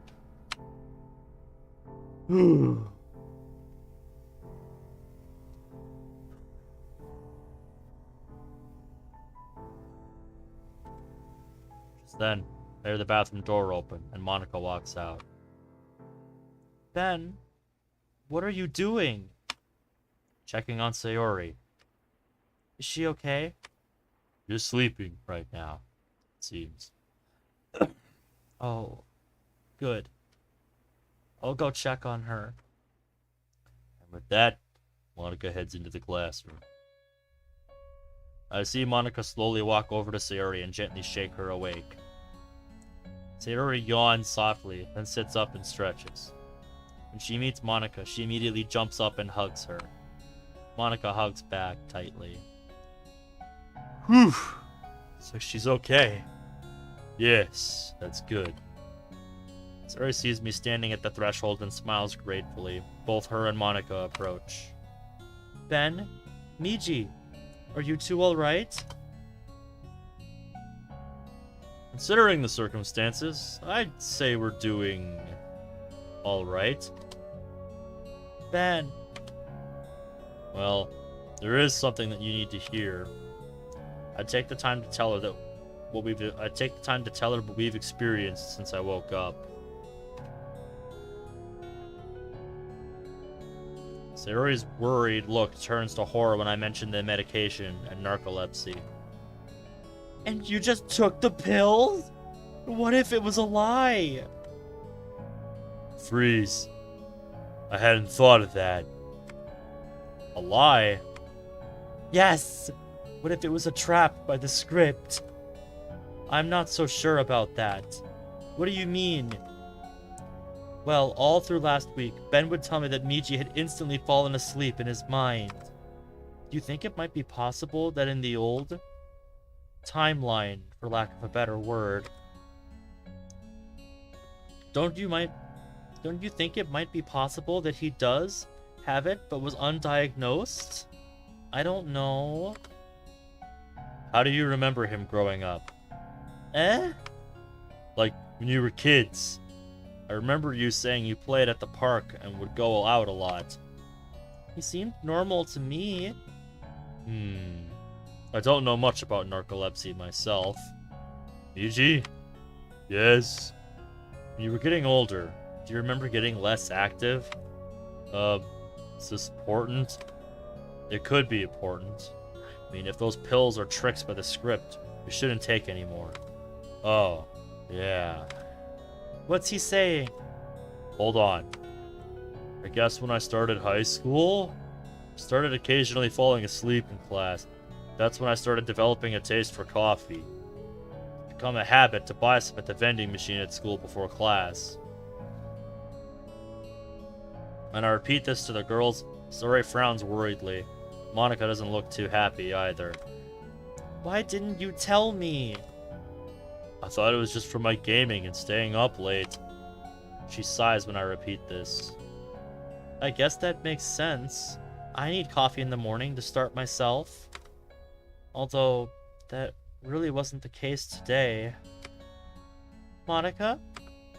She looks away, obviously not wanting to repeat her story. She had a very rough morning. I then explained what she told me. Sayori immediately hugs Monica close. I'm so sorry. Why don't you lie down?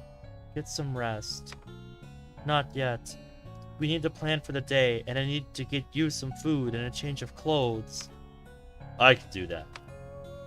Monica goes over to the coffee table and picks up her pink pen. It's alright. You need to head to school. School? What time is it? I look at Miji's phone again. 6:46. I've got some time. Then shouldn't you get ready too, Monica? Monica needs some time to decompress after this morning. Do you think you could help with that? Sayori smiles and begins rubbing Monica's back. Well, I think we have our answer to that question. Yeah, I can do that. I'll just have to come visit during lunchtime if possible. No, don't do that. Someone might see. Especially on rainy days when no one goes outside. Oh, right. I forgot about that. Well, then I guess I'll see you when I get home then? Yeah. And please, make sure the club is safe today. I'm really worried. Of course. Don't worry. Do you have a good story in mind? I do. I tell the girls that I plan on telling Natsuki and Yuri that this past Friday, Monica invited me to have a look at her club, and I said I would check it out on Monday. Monica nods. Yeah, I think that will work. We met while in line at the cafeteria during lunch, if anyone asks. No, too obvious. In the hallway. Cafeteria's too big, and someone might be able to disregard that story. Hallway's no good either for the same reason. Maybe in a coffee shop? It would have to be the one that I took Sayori to last Sunday. That's the closest one. Sounds good. It sounds like we're planning a mystery. With that innocent comment, the mood slightly brightens. Yes. Never change, little bun. Never change. Anyway, I should probably actually get ready for school now. I'll try and have dinner waiting when you get home. Aw, doesn't that make you sound like a housewife?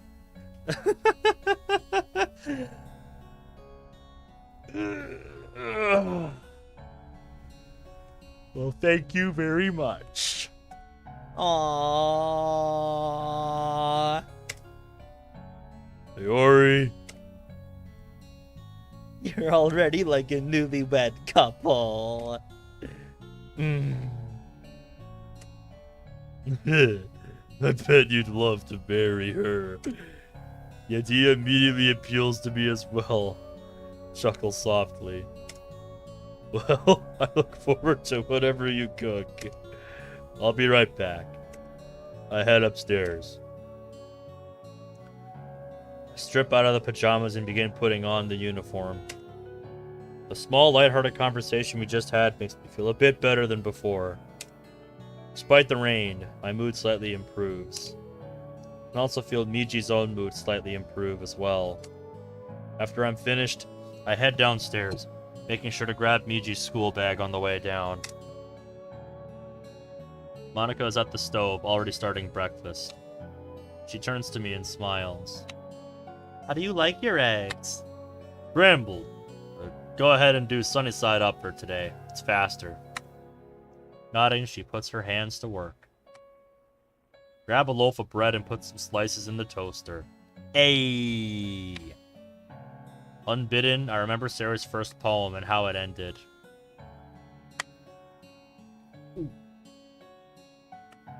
Grabbing a small carton of orange juice, I pour 3 glasses, the extra for Sayori. Be right back. I'm sure Sayori's thirsty. Of course. Tell her breakfast will be ready soon. Okay. I grab a small tray and head to the still open space classroom door. I walk up to the door and find an expectant Sayori standing there. Breakfast will be here soon. Putting the glass on the tray, I slide it in slowly so my hand doesn't cross the threshold. Sayori immediately grabs it and almost guzzles it down. Ah, orange juice is delicious in the morning. Can I have some more? Of course. You know what they should have done is just installed the damn fridge in here. Yay! Thank you! Put the glass back down. I'll be right back. As she does so, I can see her smile, but it seems somewhat lonely. I head back to Monica. Monica is smiling at me when I come in. Breakfast is almost done. That's good. She notices my somewhat somber expression. What's wrong? I'll take over breakfast for now. Should go back in there. Sarah's a bit lonely. Oh. Sure, I can do that. Just bring breakfast when you're finished. Sounds good. Monica rushes off, leaving me to fix breakfast. Continue where Monica left off. Making a total of 6 sunny side up bags and 6 slices of toast. 2 for each of us. All through making breakfast, I can feel Miji's worry increase slowly. Hey, Ben? Yeah? Do you think anything is gonna happen to us this time around? Like, will we be affected by whatever happens to the other girls? That's what I'm waiting to see, what Natsuki and Yuri are gonna look like. I at least want to see that, hopefully, before we sign off for tonight. Which is still at least another hour and 10 minutes or so away.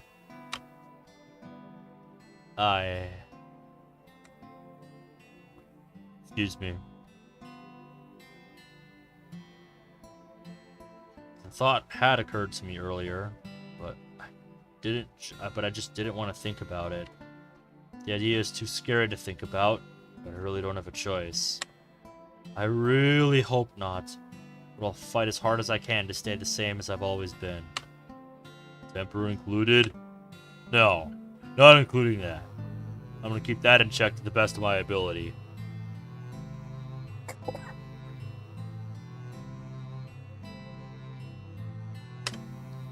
And if I do start to lose my temper, please shout at me. Yes, I know that didn't work so well last time, but please. Alright, I'll do that. Thank you. Of course. And don't forget about... I don't know what might happen to me this time. Alright, I'll do that too. Thank you. Sure thing. I finished breakfast and put everything on the tray. Then I head back to the open space room door. I peer in and can barely see Monica and Siri near the computer. Monica with a furrowed look of concentration on her face. Siri standing next to her, looking over her shoulder with a curious expression. I chuckle to catch their attention. Here's breakfast. He immediately stands and rushes over, taking the tray from me and immediately placing it on the small table in front of the couch. Thanks, Ben and Monica. You're welcome, Sayori. I stand near the door, slowly eating my own meal in silence as the others do as well. So, what are you two gonna do today? Probably just try and sleep for a bit, then come keep Sayori company. Maybe try to explore the code more. I'm gonna try to sleep too. Although... She looks down at her clothes nervously. Miji, do you think... Oh, clothes. Ben? Right, I'll see what I can find. Thank you.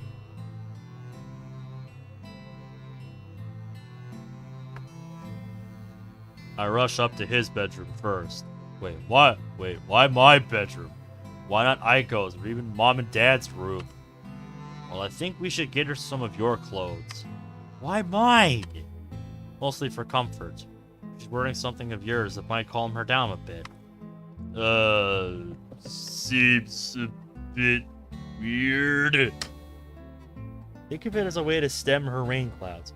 Wearing something that the guy she loves owns might make her feel safer. Oh, alright. I guess that makes sense. Searching through his closet, I come across a very familiar red hoodie. Hey, it's funny, I was wearing a red wild hoodie today. Wait, isn't this Sayori's? The red hoodie? Oh! No, she borrowed that from me a while ago and just haven't returned it yet. Just hasn't returned it yet. Not that I mind if she doesn't. She can keep it. She was already stealing your clothes even before you were dating. I guess so. I also grab a spare blanket from his closet. I then go to Aiko's room. I grab some of her undergarments and a pair of jeans before heading back to the space room.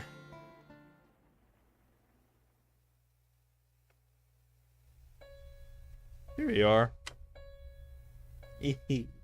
Miji, you remembered?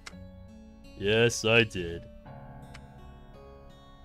Aiko's clothes were too big, and so are any that Miji's mom might have. His pants are the only ones that seemed like they'd fit. They'll fit, Sayori. I'll help. I wait in the hallway and continue eating while I hear Monica help Sayori into Michi's clothes. While they do that, I sit and wait, not sure what to say or do in the meanwhile. Eventually, Monica pokes her head out. We're done, you two. Oh, don't you look cozy, Sayori.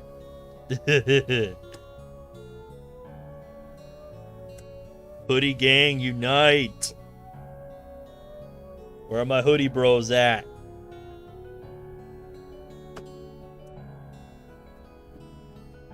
Put in the comments if you're wearing a hoodie while you're watching this right now.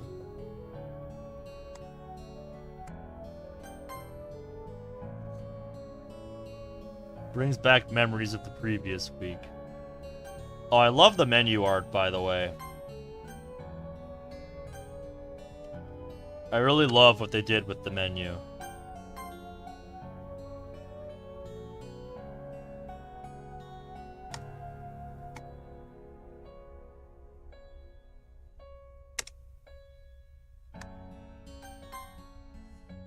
Put the blanket down at the edge of the door. She grabs it and puts it down on the couch.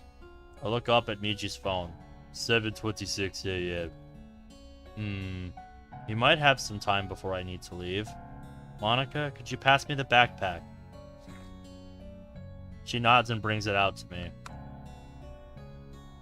You finished the epilogue? Short, but it was something. Sounds like the kind of thing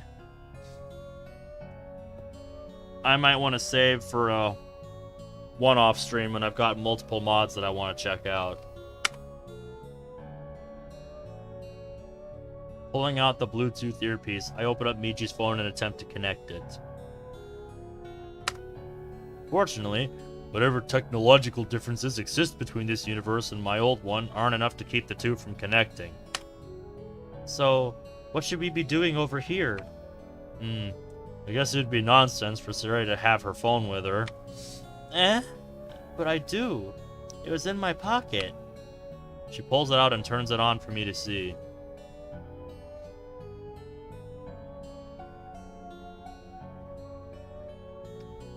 Where's the quick menu? Oh, you mean these functions, right here. Pretty slick, huh? Also, dude, check this out.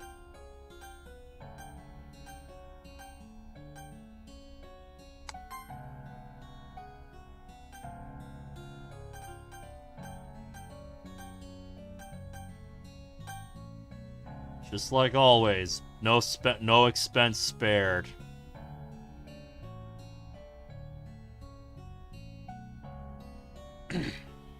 Yeah, but it's part of the aesthetic. That and there's no dedicated history button. Oh, you didn't see what the menu looks like? Well, let's go back to that quick then. Put a slot there. There you go. And the menu kind of follows your cursor around a little bit.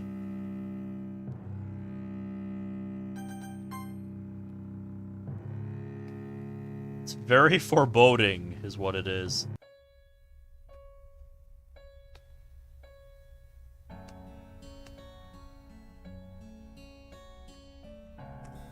Oh, alright then. I opened Miji's phone and, little surprise, it's only 3 contacts in Miji's phone. What's your number? She gives it to me and I punch it in, hitting the call button.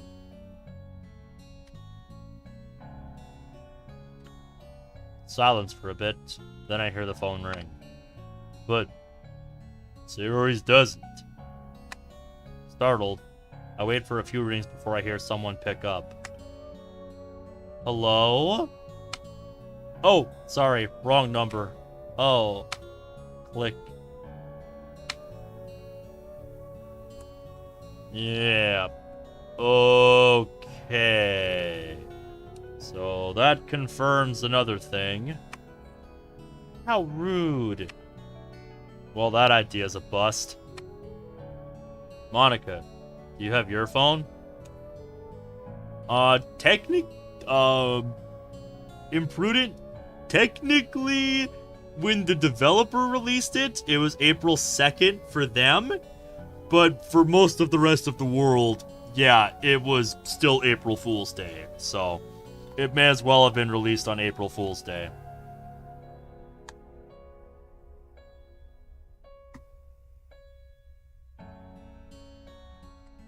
Zach says he's not watching the World of Dreams demo again. Says he's just done with DDLC stuff for a while. It's all good, mate.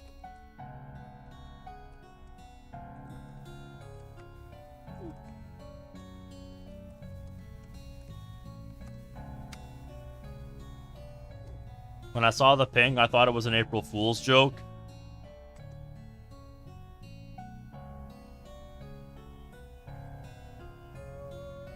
Yeah, mate, when this first dropped, I'm like, oh, wow. Yeah, this is... this has got to be an April Fool's joke. No way it's real. Then I waited for a few days. And then I'm like, oh, shit. This is actually real, isn't it? Because people were talking about it. And, yeah. Here we are. So once I found out it was real, I'm like, okay. Just saved it for today. Saved it for my birthday. Oh, excuse me. God, I've had an air bubble in my chest all day. Oh, I know that one was. That sounds like the kind of thing their team would do. Brad, that sounds like the kind of thing their team would do. I'm hoping it doesn't drag like the first act. Well, you should know it took me about an hour of reading just to get to the point where they actually start Act 2. So there is a lot of preamble. It is as thorough as it was before. Monica, do you have your phone? Yeah, it's in my bag. Could you grab it for me? Sure. I go to the front door and grab her still wet bag and bring it back. She takes it from me and opens it up, pulling out her phone. Okay, your number? Monica lists off her number and I hit send. I simultaneously hear the ringing tone on Miji's phone and Monica's phone as well. He answers. Testing. 1, 2. 1, 2. I hear her echoing voice right in my ear. Testing. 1, 2. 1, 2. I hear my diminished voice coming through her receiver. I give her a thumbs up and she disconnects. Alright, try calling back. She does, with the same result. Okay, so that works. Monica and Sayori look relieved. I can feel a slight sense of relief from Miji as well. Should we try texting? Yeah, sure. After we both send off quick texts and receive them without incident, I nod. So, if you two need to contact me for any reason, send me a text. I'll have Miji's phone on silent. Doesn't having the phone on silent defeat the purpose? What's your school's policy on phones being out? Good point. Silent? Wouldn't vibrate be better? Better, but audible. I'll check his phone often, though. And if I need to call, well, Monica? Yeah? You said you had access to the script as it unfolds. Does that include my thoughts? No. Not that I can see. Damn. Never mind, then. Sayori? Yeah? On days when Monica and I aren't home, we'll need to make sure to visit you while we're at school and bring you food. Thanks. I'm really sorry about having to leave you in here. No, don't be sorry. It's alright. She smiles slightly at me, That look indicates she's not entirely happy about it. No, I wouldn't be too happy about being confined to a single room for a week either.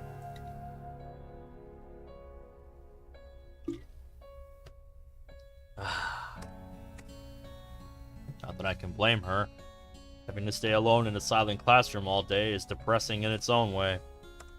Yeah, I'm sure a certain somebody here knows about that all too well.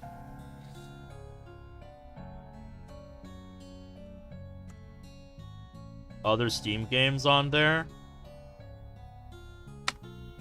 Well, today I'll have Monica with me so we can test coding and stuff.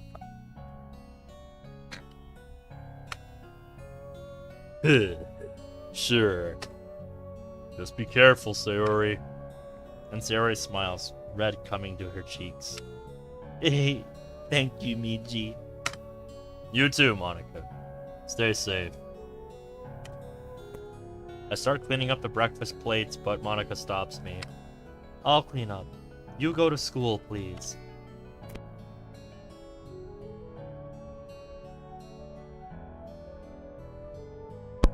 Yes, we need to see what Yuri and Natsuki look like. I'm worried about the other two. Of course. Doesn't Yuri have a habit of coming to school early? That's true. Really? Maybe I'll see her at school before the club. Have a good day and be careful. What Monica said. Stay safe and dry. Will do. I walk to the entryway, putting on Miji's school shoes. As I'm doing so, I feel a pair of slender arms wrap around me from behind. I look back and see Monica, eyes closed with worry. Monica? I don't say anything for a while, just letting her have this moment. After a little while, she lets me go. Sorry. I just needed that. I understand. I finish putting my shoes on in silence, Monica standing there quietly. I stand and put my hand on the door, bag and umbrella in hand. Well, I'm off. Have a good day. She gives me a smile, but one filled with worry. I reassuringly smile back and head out. Rain outside isn't too bad at the moment, but I still open the umbrella and step out into it. And here we have the rain effects. I believe I remember seeing a preview for this, so... Looks very solid, guys. Nice work.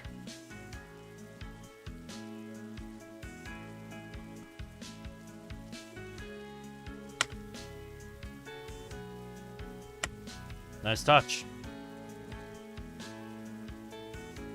Thankfully, there's no hard wind, only a small breeze as I walk down the street to school.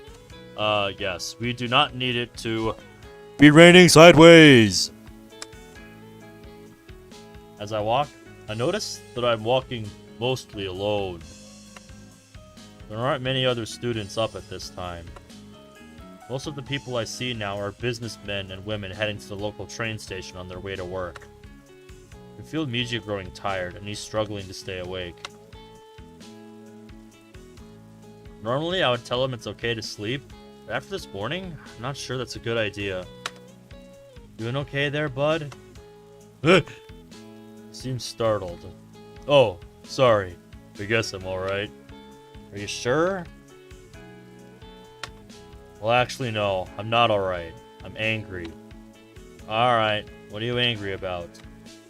I can feel Miji's anger rising, and try not to let it mix with mine. Not what, who.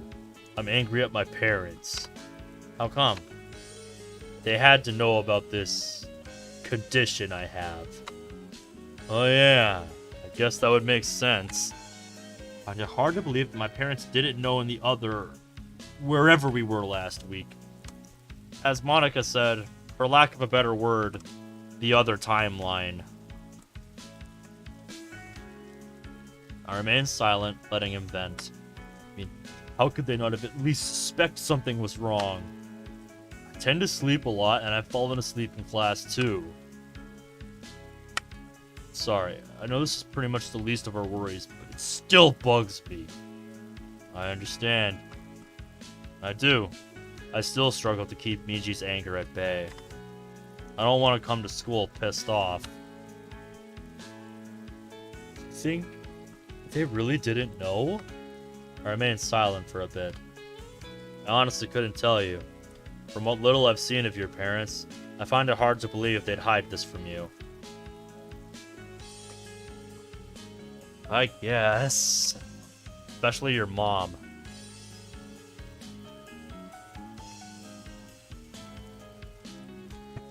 Yeah. That's true. She always makes a fuss over me and Aiko. I've noticed. Now that you mention it, this could be useful information. How? He's like, literally how?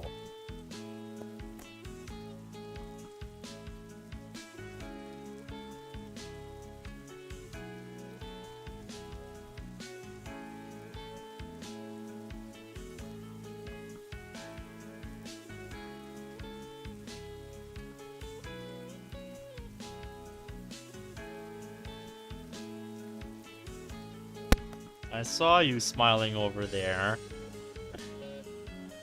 Seems like somebody here likes the rain effects. You know?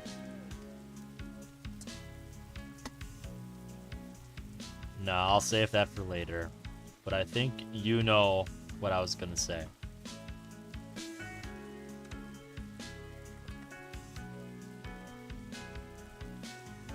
The major differences in this world is that Sayori isn't here. That might have had an effect on you. Oh. I mean, I guess so. Yep. The two of us fall into silence for a bit as we continue walking. Just then, I hear heels from behind me. Damn. It's Sayako. Remind me who you were in Act 1 again? I don't remember. I think Sayori's mom would be here. Wait, if she's here, maybe. Slow down until we're almost side by side. Dude, what are you doing? I want to check something. Okay. Careful, though. She doesn't look too happy today. Yeah, I can see that. Pardon me. Sayako opens her eyes and looks at me. I don't like what you're telling me here. Monica, come here. What is it, young man? Huh. Not quite as friendly as she was before. You're one of our neighbors, right? And who might you be? Oh. Oh, damn. Shizumiji. Shizu. Ah, yes. You're a few houses over from where I live, correct? I think so. May I ask you a question? You may. Am I wrong? Or... Oh. Or do you have a daughter named Sayori? Oh. Guys, everything went quiet. Monica, chat, hold on to your butts.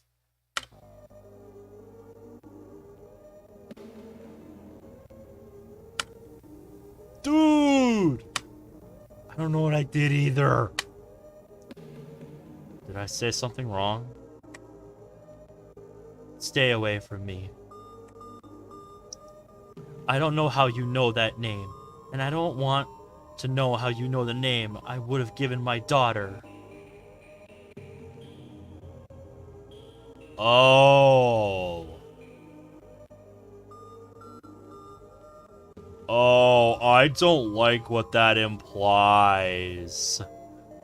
I don't like what that implies for Act 2 here. Oh.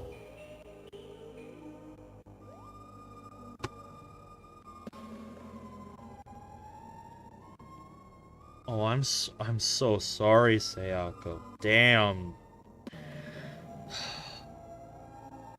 That's rough. That's rough, guys. Yeah, is she implying she had a miscarriage? With Sayori.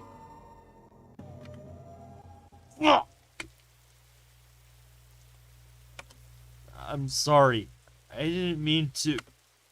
What? Do you want to tell me how she choked on her umbilical cord before she was born? I was right. Holy shit! Jesus Christ! Get away from me. Get away! I raised my hands in surrender. I didn't know! He glares at me, breathing heavily. A likely story, brat. I swear to God. She continues glaring at me. She then takes a few deep breaths. Are you telling me the absolute truth? I nod fervently, and almost feel Miji doing the same. Fuck. And I just told you. Promise I won't tell anyone. Swear to God, Buddha and any other deities on this planet.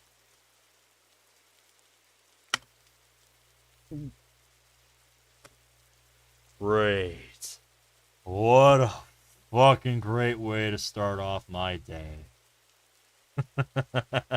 I see you rolling your eyes over there. Dude, it's okay. You didn't know. It's still no excuse. Yeah, but still. You promise. Yes, ma'am. Promise I won't say a word. Cross me heart. Swear on me, mum.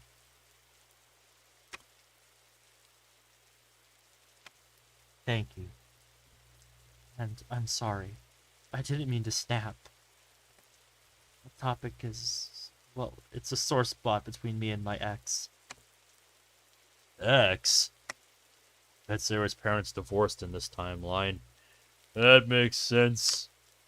I swear I didn't mean to open old wounds. I woke up this morning.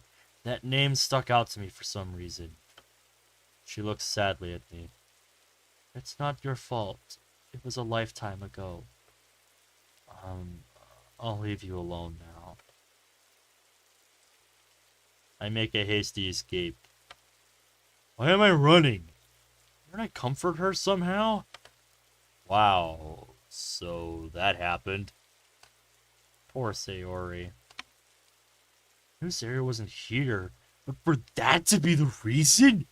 That does not bode well for us. Why? You remember Act 2? It was all sorts of messed up. Oh. Damn. Yeah. Pretty clear reason as to why. Yeah. If that doesn't set the tone for how the rest of this Act 2 is gonna go, I don't know what will. Ugh, excuse me. Still have that air bubble in my chest. I've had that air bubble in my chest all fucking day, dude. To make my way towards the school, take a few deep breaths to calm myself down. That and the constant presence of Miji in the back of my mind makes it easier for my racing heart to calm down. You feeling any better? Yeah, thanks. No problem. Oh, we're here. I arrive at school and see only a handful of students there already, just waiting at the school entrance. Some are in small groups talking, while others stand alone, mostly on their phones. Yeah, unless you have an umbrella or a rain protectant case, weather protectant case, no, that shit stays sealed in a fucking zipper pocket for me. Or you have an umbrella or some shit like that. Like, seriously. I have ruined a past phone of mine from water damage. Does somebody want to explain what happened to Sayori to Sarah. My bladder's about to explode again. It's because I keep drinking so much water because of my throat. I'll be back.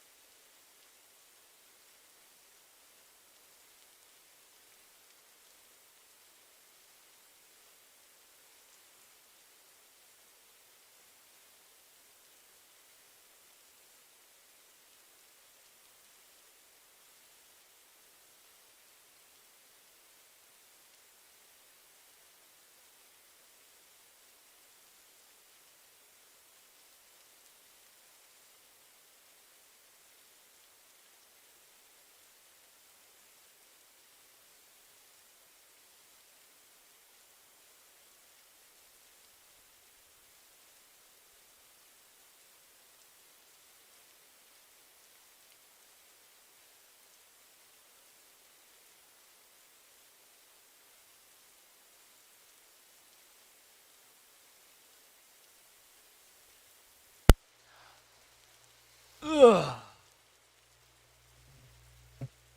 I'm back. Oreo, my bro. What's up, dude? Yeah. So, for those of you just tuning in, or in case you missed it, we just talked to Sayori's mom in this timeline, Sayako. And, yeah, in this timeline, in Act 2, Sayori's mom had a miscarriage with Sayori. I feel like that's the best way I can put it. And her parent, Sayako and her ex are, well, divorced. So, yeah. So, yeah, that's why, this, that's their way of explaining Sayori's absence in this world's Act 2.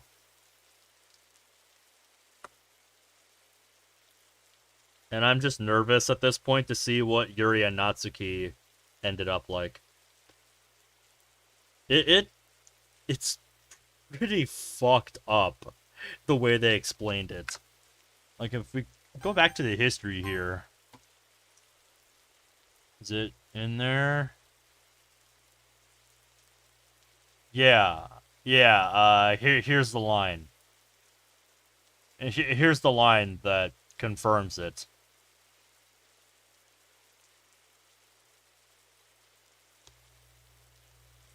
We brought up the fact, we asked if Sayako had a daughter named Sayori, and she's like, how the fuck do you know what I was gonna name my daughter? And I was like, oh, I don't like what that implies. Not she gonna be a pregnant girl with an abusive boyfriend? I guess we're gonna find out. But either way, I'm scared. I'm not gonna like what I'm gonna see. What did you send me, Brad? Bruh, what? Sayori translated to English equals have beak. Fucking what? What?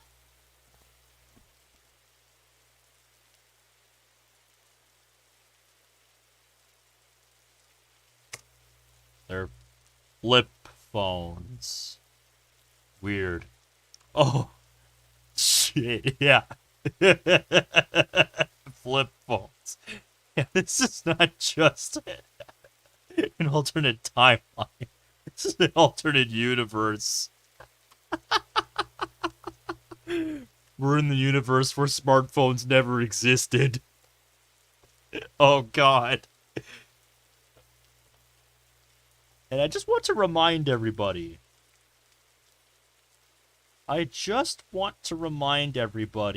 of the current date in game. So I can tell you that this is not, just, the Act 2 timeline. It's an alternate universe. Because it is supposed to be 2017 in this timeline. By 2017, smartphones have existed for quite a fucking while. So yeah, this is an alternate timeline. This is an alternate universe. Oh, God. A few others are reading alone as well. I find a quiet corner and pull out my phone and earbuds to listen to music as I wait. But I also keep an eye out for familiar students. As I sit and wait, I watch as more students filter in, mostly in small friend groups. 2017, but we're stuck in the early 90s. Oh, brother. The first familiar face I see is Mori. Hey! To my relief, seems like she's in a good mood, talking and laughing with various other students. She even looks my way and waves politely.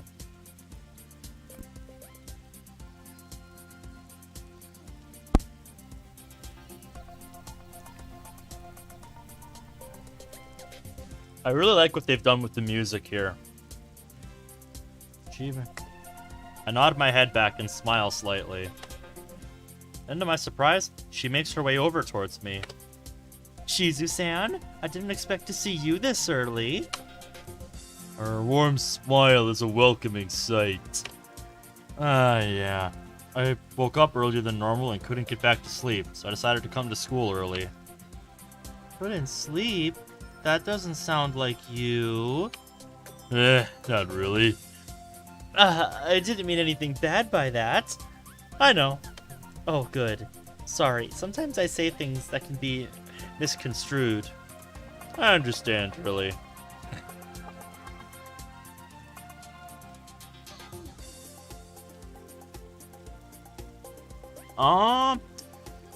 We'll see, Ninja. I'll think about it. I probably am gonna have to do a part 2 about this.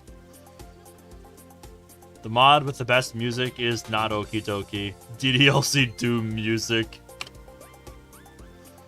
So... Are you excited for the festival next week? The festival, Uh-oh. Red alert. Are you okay? Kinda. I'm excited for the festival, of course. It's my last one before graduation, and I want to enjoy it to the fullest. Sense a butt coming. It's just... my club is getting too big for me to handle. I'm thinking about leaving it soon. So far, this seems similar to the Mori I knew in the other timeline. Which club is that again? The art club. I'm the president of that club. Wait, wasn't she also the vice president? Who's the vice president? Chiba-san. Whoa. What is it? She used Kotanoha's last name. You think something happened? Oh.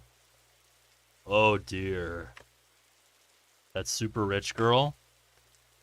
Uh-oh.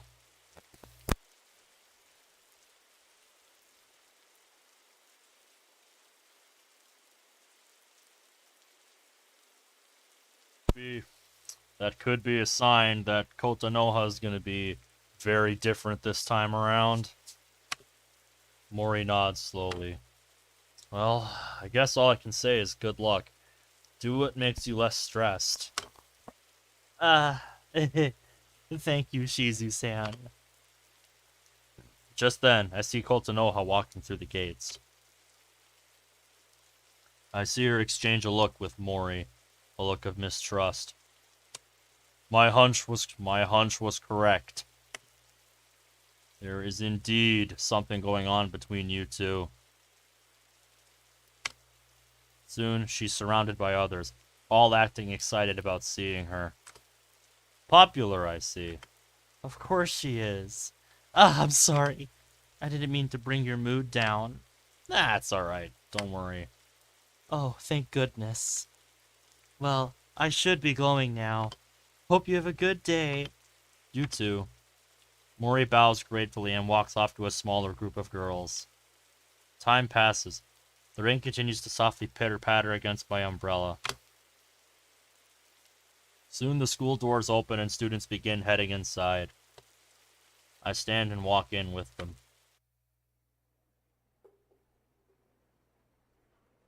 As I walk down the still somewhat empty hall into class, I'm so distracted that I nearly collide with a student who rushes past me. Hey, move it! The little blonde blur rushes past me. Atsuki? What's she doing here this early? Maybe it's to escape her dad? Remember that glitch in Act 2? But her dad beating the shit out of her? Oh. Yeah, remember how that was a thing, right? My mind races to try and come up with other explanations as to why she's here so early. Escape from her father is a good explanation, but could there be more? I think there is, but I can't think of anything else at the moment. I'm going to go on a limb and say that there are going to be entirely different explanations as to why the characters are acting the way that they are. Without any further incident, I head to my classroom.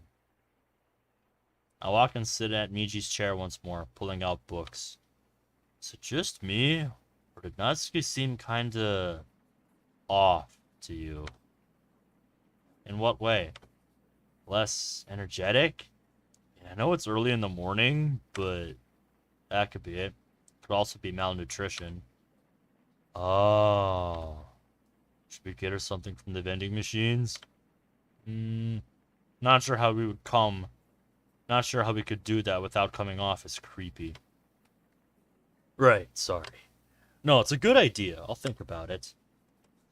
Just like that, Miji goes silent, lost in thought again. Peaches come in a can that were put there by a man. I see your point. As other students trickle in, I keep a special eye out for Kazuo. Sure enough, she walks in.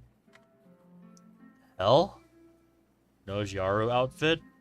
I am probably not pronouncing that right. I don't especially like that look on her face.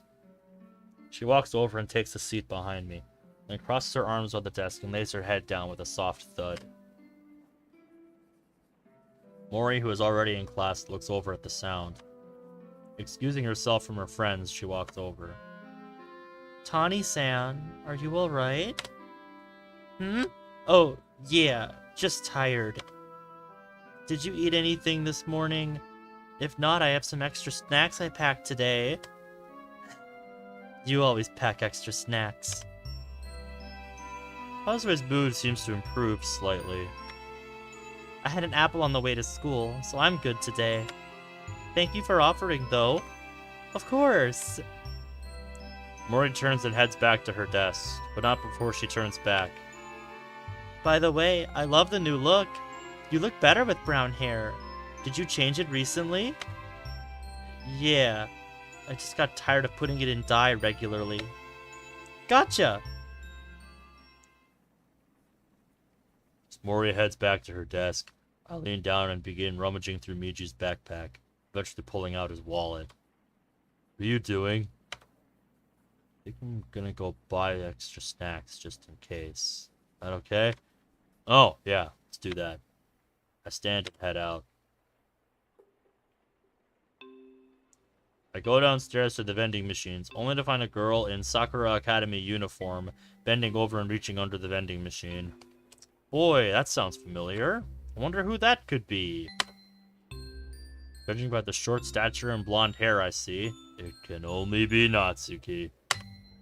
Not wanting to sneak up on her, I make some noise as I walk up. Startled, she jumps up and in the process hits her head on the bottom of the vending machine. Careful! Ow! Damn it! She holds her head. Ooh, sorry, I didn't mean to startle you. Eh? Whatever, it's fine. Thanks. Did you lose something? None of your business. I raise my hands defensively. Okay, sorry. You're right. She goes back to what she was doing, while I make it a point to pay attention to the vending machine next to it, looking over the options. After a while, Natsuki stands back up, fuming. Damn it! Too far away! She opens up her backpack and pulls out a change purse, looking through it with a morose expression. I remember just then that Yuri said something about how Natsuki would look under the vending machine for loose change in Act 2 of the original game. Yep. So it looks like that has stayed true. Natsuki is just about to turn away, defeated, when I kneel. Here, let me get them. Before Natsuki has any chance to protest, I get on my stomach and reach under the vending machine, seeing a small amount of coins near the back. Fortunately, it seems Miji is tall enough to reach them. Spare change! Spare change, ma'am! I stand back up and brush my blazer off, holding out my trophies, 135 yen. Here you are. Thanks. He reluctantly takes them. I look over at the vending machine she was just at. What were you thinking about getting? Huh? Miji was right. Natsuki seems kind of out of it today. Well, some milk. Before she can protest, I put money in the vending machine, and out comes a bottle of ice-cold milk. I take it and hand it to her. What? Here, take it. She looks at it suspiciously, then back at me, her suspicion only growing more apparent. You're not gonna make me owe you a favor like that Chiba girl, are you? What? The hell? No, of course not.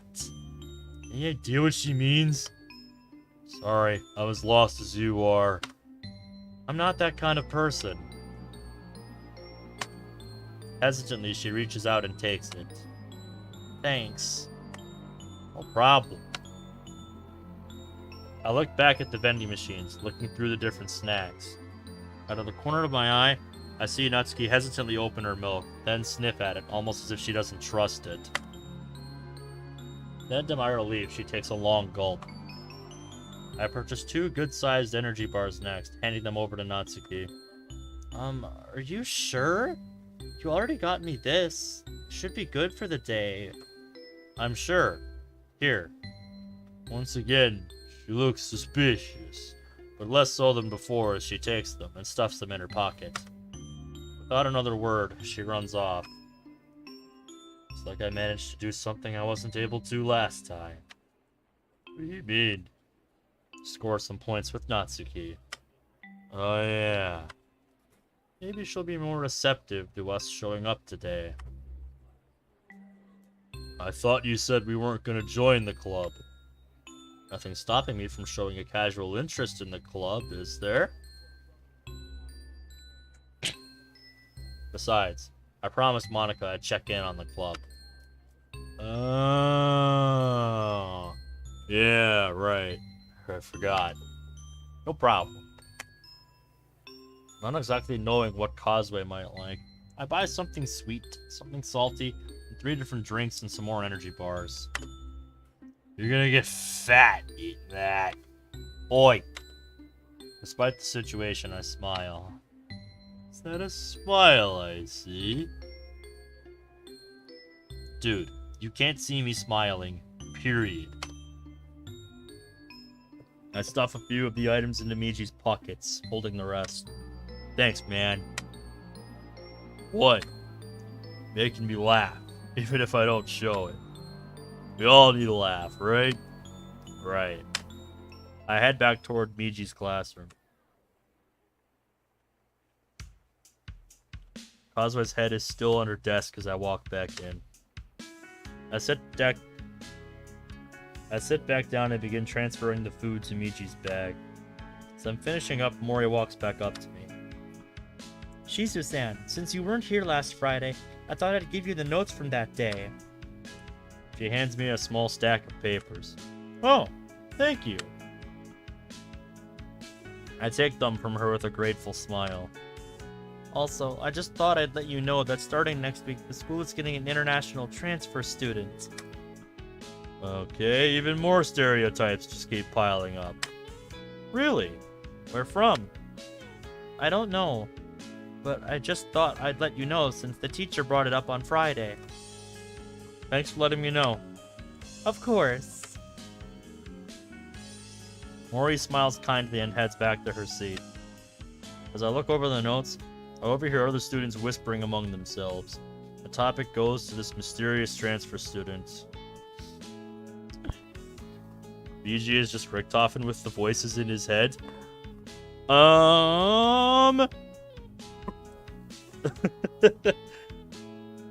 Here's the thing though. Our boy from the real world is controlling Miji's body, and Miji is the voice inside his own head. So chew on that for a second. It is good music. I'll turn it up a bit.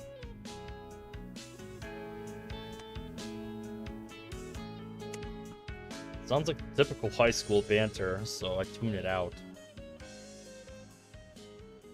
Yeah, Miji is a consciousness trapped in his own body. I stare out the window at the grounds. It's still raining, but it's not too bad, fortunately. Miji's quiet at the moment, and I can feel him deep in thought. He and I don't say anything to each other, just watch the rain and think. More students trickle in and take their seats. Soon the bell chime rings out, alerting the entire student populace to the beginning of the school day.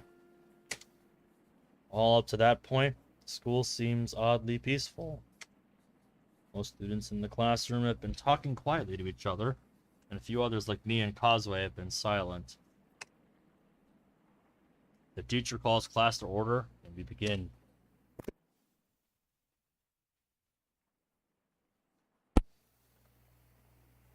First half of the day seems to drag on slowly, and unlike before, I don't bother taking notes. I do listen a bit, but it's hard to think in the current situation. To my dismay, and despite his best efforts, Miji falls asleep. Unlike before, where it felt like some kind of pressure being lifted whenever he slept, now I'm painfully aware of how tired this body feels.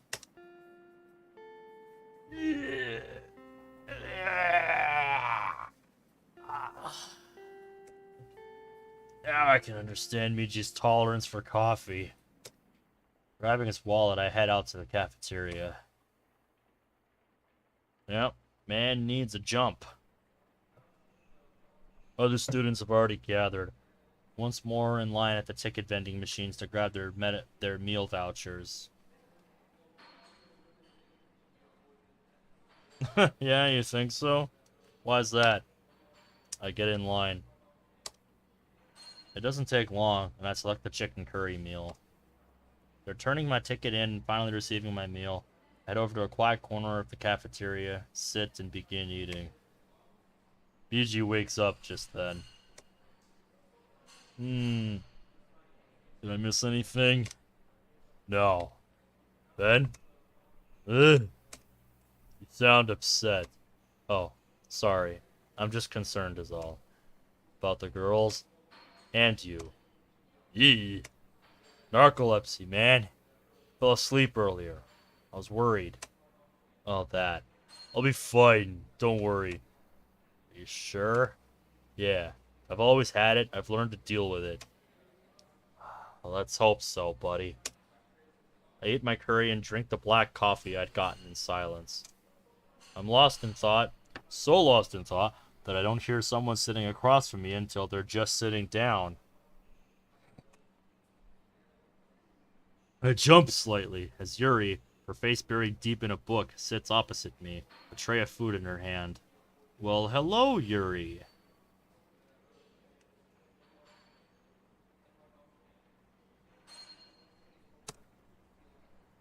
Hold on.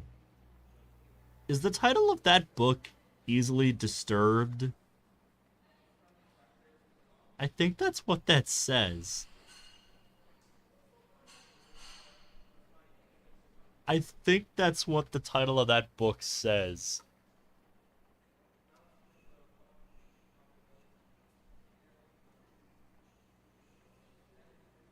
Did she not see us here? Maybe not. Pardon me. Eh? Ah! Yuri looks up and notices her situation. I'm so sorry. I didn't mean to sit so close. Yeah, I'm pretty sure they weren't in Act 1 either. It's okay, really. I give her a reassuring smile.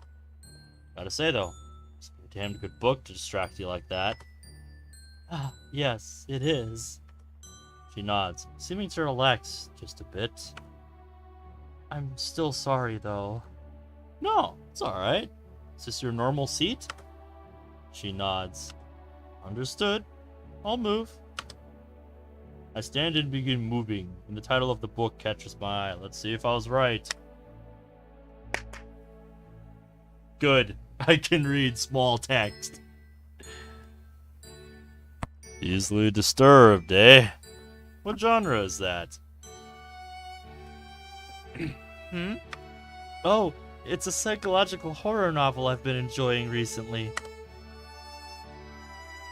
I wonder why she isn't reading Portrait of Markov. I don't know. The script, or whatever being is in control of the script, poking fun at us. She's reading Easily Disturbed, but she doesn't seem to be giving in to the night. Nice reference, man. Respect.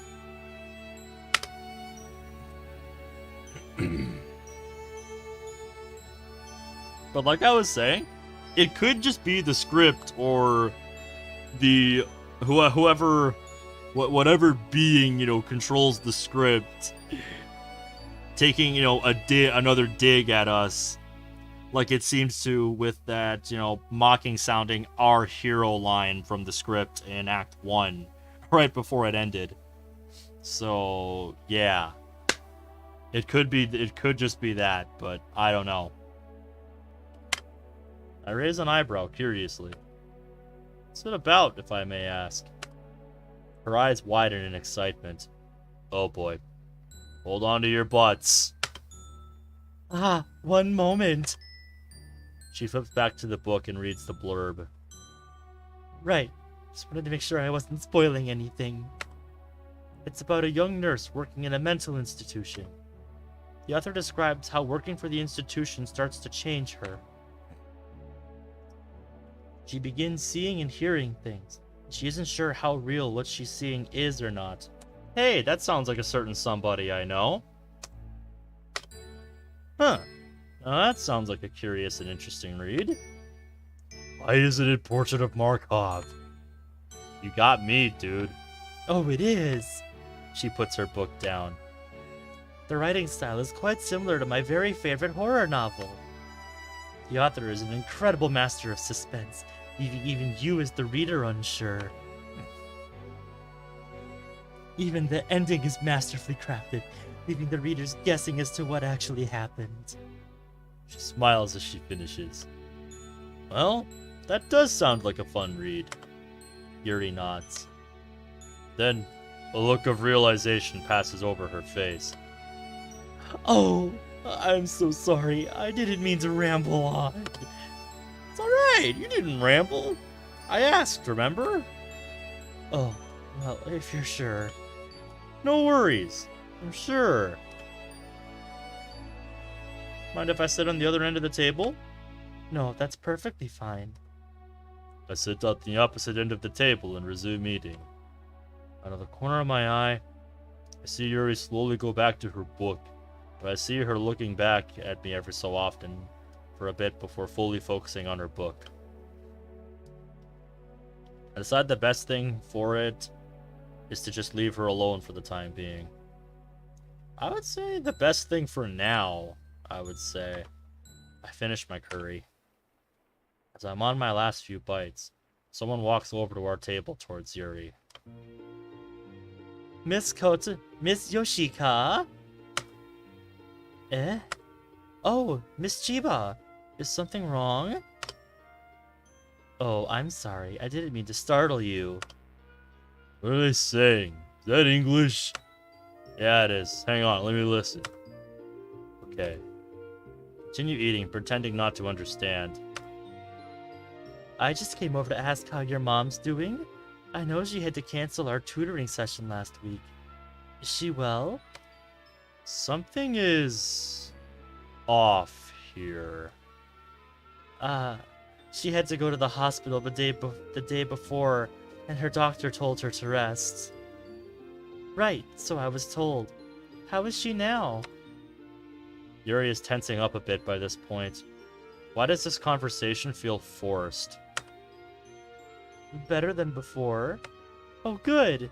I'm glad to hear it. If there's anything I can do, let me know, alright? Oh, thank you, Miss Chiba. Don't mention it. Kotonoha stands and walks away. So... I might not be able to understand English, but something was wrong there. You too, huh? Yeah, I just can't put my finger on it. Remember what Natsuki said earlier about owing Chiba a favor? Yeah, I do. What about it? Maybe there's something behind that. You think? Perhaps so. It's something to keep an eye on, at least. Yes. Because Kotonoha is incredibly wealthy in this timeline. And it could be that in this timeline, as opposed to the previous one, she's not exactly using that wealth for, how do I put this diplomatically? The greater good. No kidding. I grab my empty tray and clean up my place at the table, leaving quietly so as not to disturb Yuri's reading. Although it seems Yuri now looks a bit more stressed than before. As much as I want to talk to her about it, here she doesn't know me at all, so it would be very unusual to ask her what's wrong. I head out into the corridor, pulling out Michi's phone. What exactly did the two talk about? I transcribe the conversation as best I can, making an effort to switch my tired brain between English and Japanese. I see. Thanks for telling me. No problem. Are you gonna tell Monica and Sayori? Of course, I will. I'll shoot off a text right now, actually. I stop, move to the side of the hallway, and send off a quick message. Hey Monica, you guys got time to spare? I think I need to report to you two. Send the message and wait. Mere moments later, she calls. Hey, that was quick. Well, it sounded urgent. I guess so. Listen, will you and Sarah look at the script for me? Something just happened between Yuri and Kotonoha. Sayori's actually looking over the script right now. We're seeing the conversation between Kotonoha and Yuri, but it's gibberish. Gibberish how? I don't know.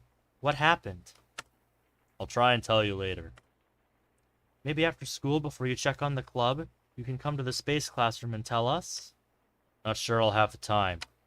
Oh yeah, guess not. Sorry. Hey, how's Sarah doing? Is her neck okay? Out of the corner of my eye, I see Causeway approaching, but think nothing of it. My neck's fine, just a bit sore. She also says it hurts to swallow. Causeway keeps on walking over, so I lower my voice. Just keep an eye on her. I have to go. Okay, stay safe. I love you, Ben. Do my best. See you later. I close the phone. Talking to your girlfriend? Ah, yeah. We're working on a project together. Frowns a bit for some reason. I see. He walks back to the classroom fast. Wonder what that's about. I don't like what they're implying here. Are they implying that Miji and Causeway have a relationship in this timeline? In this universe? Because if that is indeed the case, then oh boy, what have we just done?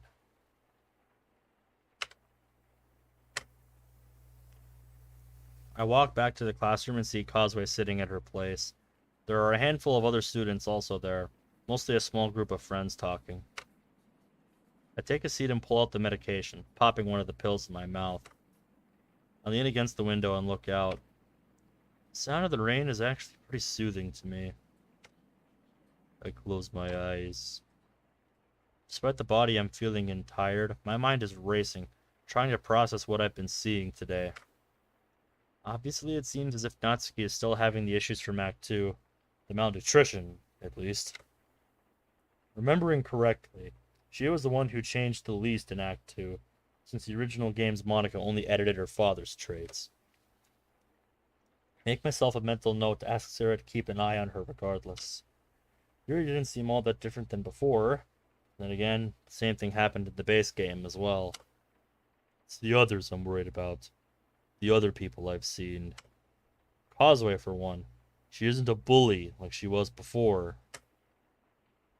But that's a bad thing. But what could have changed so drastically that she changed completely? And apparently over the weekend. Kotonoha seems to be the same. But something is just off. Yeah, I could tell you what's off. She seems like a little shit in this mod. Just can't pin down what. Maybe a second opinion would help. I open my eyes. Miji? He stirs out of whatever deep thought process he was in. What's up? You've seen what I've seen. Can I hear your thoughts? Well, he takes a moment to collect his thoughts. I'm not really sure, to be honest. I'm not really good at this, you know? Thinking hard about things. It's alright. Could use some alternative opinions anyway. Alright. Excuse me. Well, today's been really weird so far. I'll give you that. And it's only been half a day. But it does feel there's more tension in the air. And don't take this the wrong way. The changes don't seem to be too drastic right now. Really? That catches me off guard. Maybe he's not seeing what I'm seeing? Maybe I'm just paranoid? Continue to listen. Hear me out. I know that in Act 2, Yuri becomes, for lack of a better word, crazy. But I didn't see that in her today.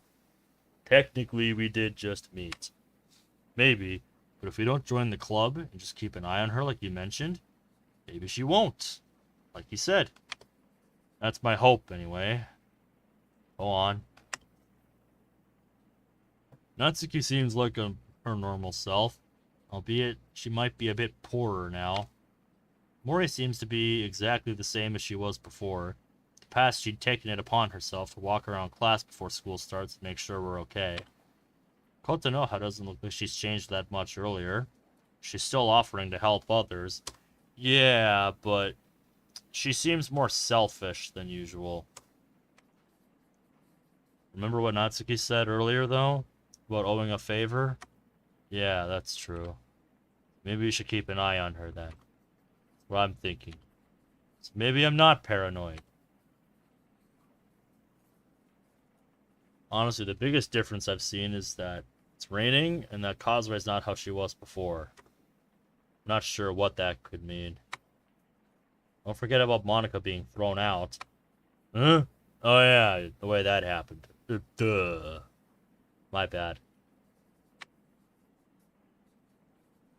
It's okay. I figured you all were just listening in. But the Causeway thing. Maybe it's something to do with Yay. Oh. Her. Feel Miji begin to get angry again.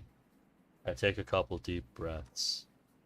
I'm the last person to say this, but calm down, man. We'll have a look around for her later. I promise.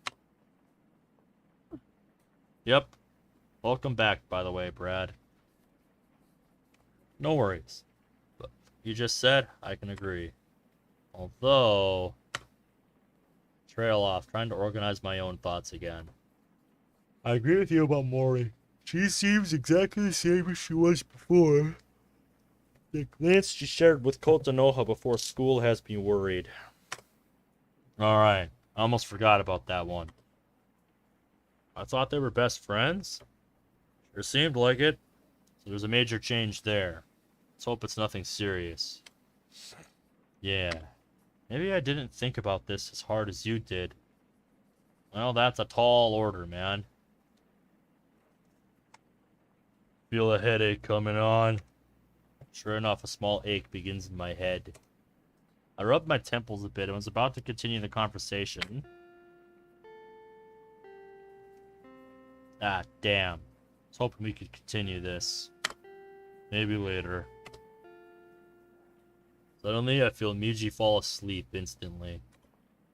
Internal alarms begin going off. If that's because of his narcolepsy, I've got to start drinking more coffee. The teacher comes in just then and class begins.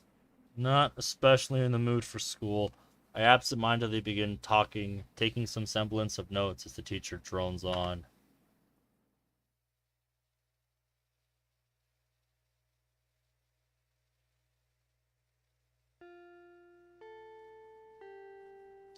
As the day ends, students excitedly begin putting their books away, and I can hear them talking about various things. I look back and see, to my surprise, that Causeway is not there anymore. I don't even remember hearing her leave. Although it's possible she slipped out before me. Miji was still asleep, but I could feel him wake up as soon as I put my books away. What time is it? End of school, dude. Really? Fell asleep again?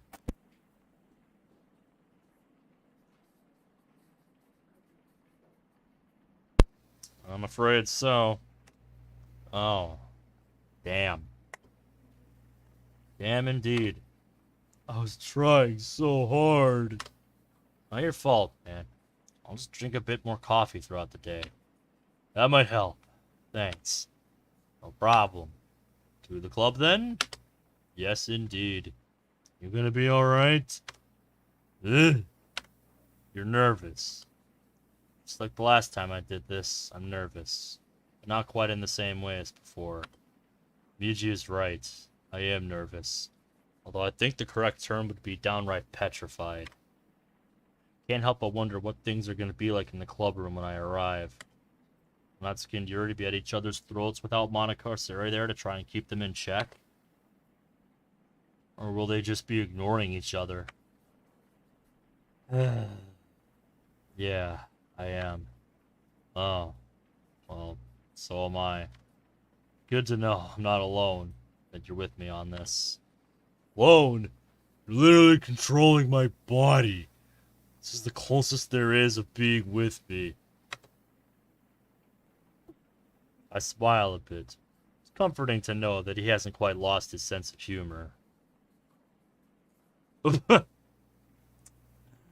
I see those reactions in chat.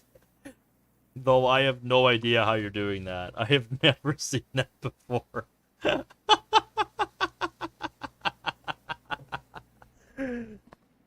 That is awesome. I have never seen that before. I don't know how you did that, but that's awesome.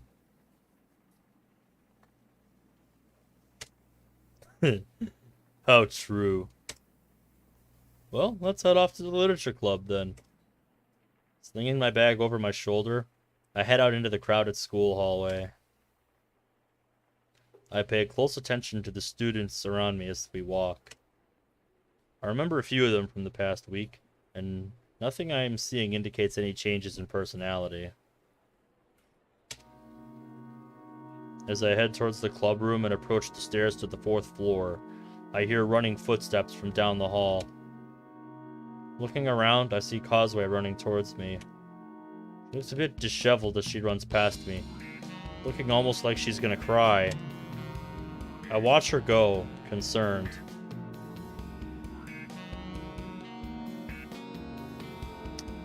Huh. Yeah, that's not something that's present in my chat window on PC. So maybe that's a mobile thing. I don't know. I don't use the YouTube app on my phone. I just use Safari. What was that about? Any ideas? None. I turn back to head to the club room, and the reason for whatever upset Causeway almost collides with me. Yay. Of course it was yay.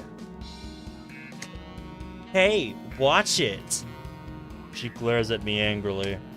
Way to go, Ben. 2 first impressions ruined. Although there was no way I would have made an effort in her case anyway. Not really wanting to cause trouble, I step aside. That's better. She walks past me, then sees Causeway running and turning down the stairs.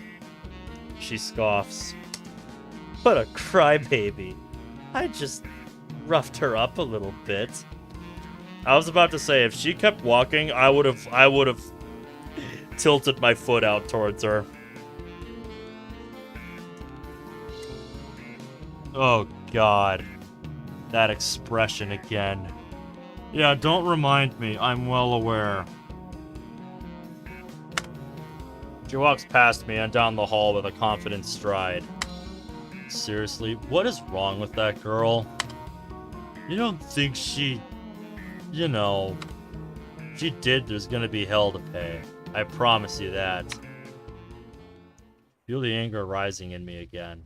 I take a few deep breaths to calm down again. It better not be what I'm thinking. You sure you're gonna be okay? Yeah, I'll manage. I continue the walk towards the club room. When I reach it, I hold up my hand and knock. Come in. I gently but firmly slide the door open. I peek in, acting as if I'm not sure if I'm in the right place. Natsuki and Yuri are, to my surprise, sitting at 2 desks that have been turned towards one another, each holding a small, pale green booklet. Excuse me. Sorry for interrupting you, but is this the literature club? The girls exchange a look for a brief moment. Then Yuri stands and faces me a bit nervously. I don't know then, Brad. Are you on the YouTube app itself, or are you just on your browser?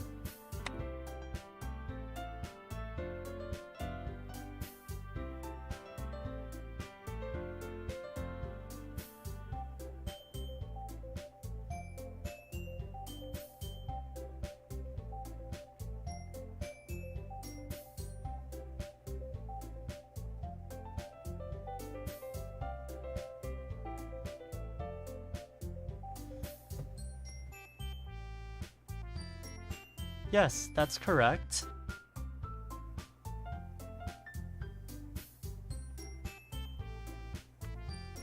It's probably the kind of shit Discord does when they roll it out to like 50% of people. I don't know. I'm just trying to throw out ideas here. Like, I don't know if it's something in the YouTube app, you know, the dedicated YouTube app, or if it's something like that. I really have no idea. Oh, that's good. I wasn't sure I had the right place. Okay, so it's not something on the app then. I don't know. In that case then, I don't use the YouTube app. Hey, I remember you from this morning. Natsuki's tone is almost accusatory. Oh? Have you two met already? Natsuki freezes. Suddenly she looks a bit nervous. I accidentally ran into her this morning on my way to class. Oh, I see.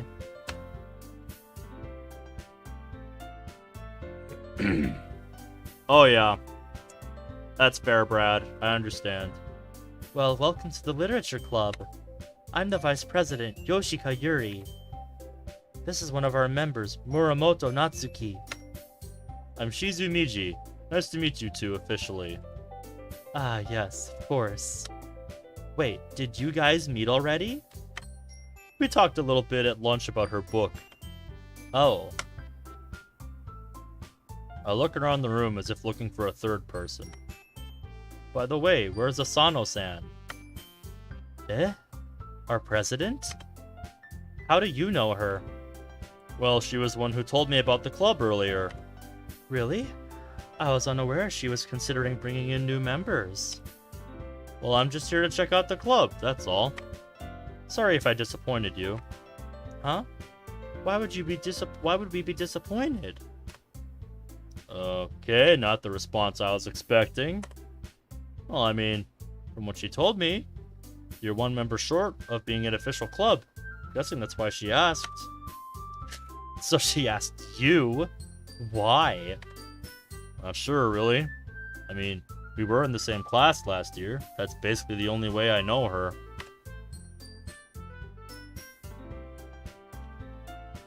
Yeah, I really don't know, Brad. Well, even if you're just visiting, as Vice President, it's my duty to welcome you. Thank you very much. Yeah, welcome, I suppose. I'm sorry Monica isn't here today, but she told me she wasn't feeling well and that she was staying home today. Oh, well, I'm sorry I missed her.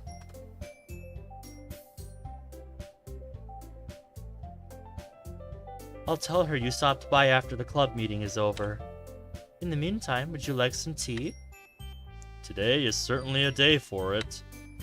I indicate the rain clouds outside with a little smile. Ooh, it is indeed. I'll go find some water and be right back. So saying, Yuri grabs the hot water heater and rushes out of the club room, leaving me alone with Natsuki.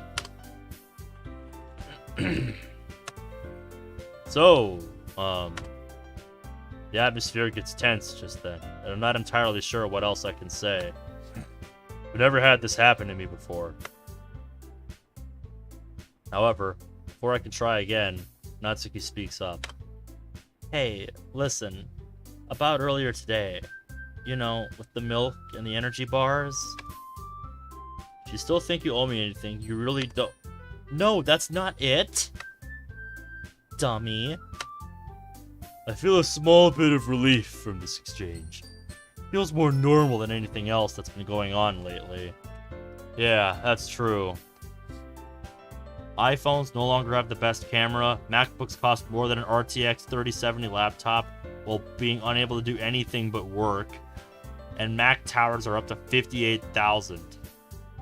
Who pays 58,000 for a Mac tower? Yeah, I don't know why you would do that. You'd have to be a fucking sucker to fall for that.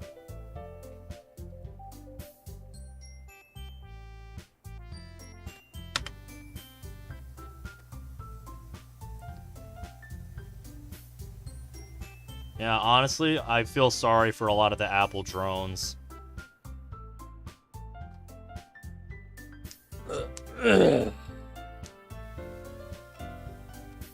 I say that while having a iPhone.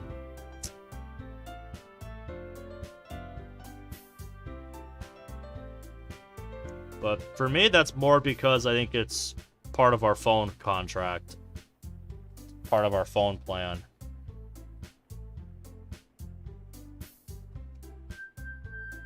The only thing it is good at is having a terabyte of RAM. Then just use a server that has 96 cores that would cost half the price. I'm just trying to fathom why the hell you would need 1 terabyte of RAM. That is insane. I just wanted to thank you. And make you promise not to tell anyone about it, okay? Right, I promise. Good. You better. I nod in affirmation. Suddenly, I hear someone's stomach growling. Natsuki's face grows beet red and she looks away. I smile a bit, then reach down into Miji's backpack, pulling out some of the food I'd gotten from the vending machines earlier. Here, take whichever one you'd like. She looks at me again, frowning in suspicion. Something wrong? Miji, correct me if I'm wrong, but didn't she readily accept the cookie I bought for her last time? No, you're right. She did pretty much dig into that cookie.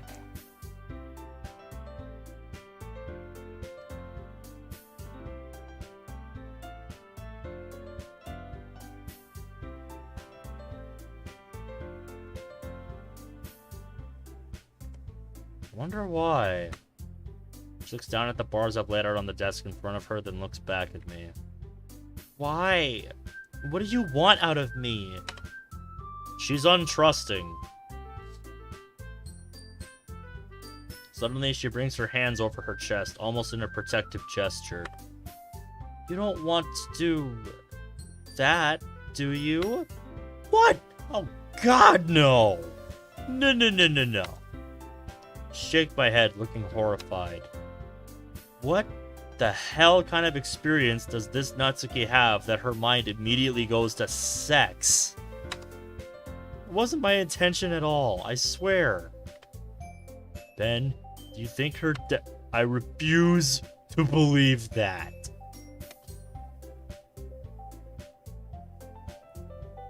Imagine paying $6,000 for a Mac tower when a PC that costs $1,500 would run circles around it. Yeah. Couldn't be me. Calm down, it was just... No! Okay. Take a few moments to compose myself. Sorry, I didn't mean to snap. I just find it hard to believe that Natsuki's dad would be capable of that. Even now. You don't want to know the shit I've seen with all the mods I've played.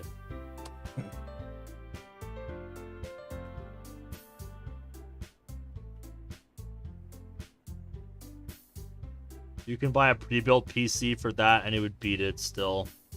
Yeah, that's just sad. That is just blatant price gouging from Apple.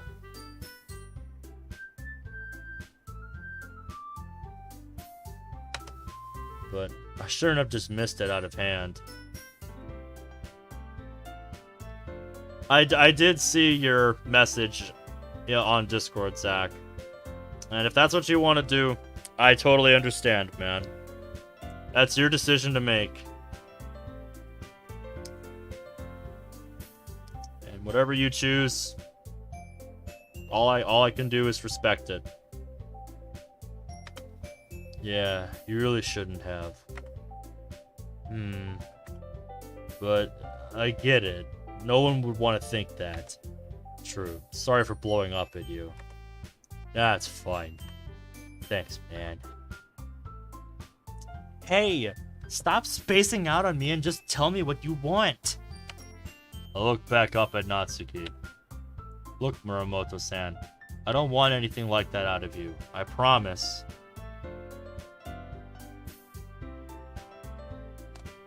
Huh. Yeah, that's why I've been injecting variety into what I do these days. Because while I still love playing mods, I need to play other things too. She doesn't move for what seems like minutes, but it's probably only a few seconds. Finally, she reaches over and grabs the nearest candy bar. A bar named Cat Nibble that resembles a Kit Kat bar. Quickly, she opens it, but just like with the milk earlier, sniffs hesitantly at the bar. Finally, she breaks off a piece and eats it. Like I said, Natsuki is very untrusting in this universe.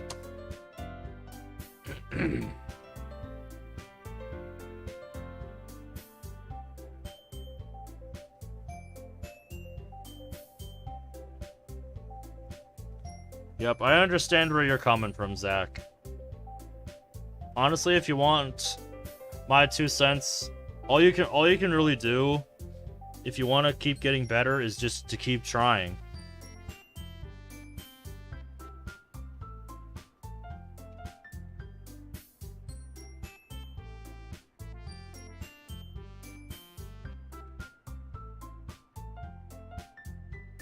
I mean, I have made over 1.3 thousand videos and streams over the years. And, originally I just wanted, my channel to, I wanted my channel to catch traction. I wanted it to blow up when I was younger, but it just never happened. That's because never really had that killer, never really had that identity of what I do. I just kind of did what I wanted, and yeah, it was always the same stuff, but I just had to make the most with what I had.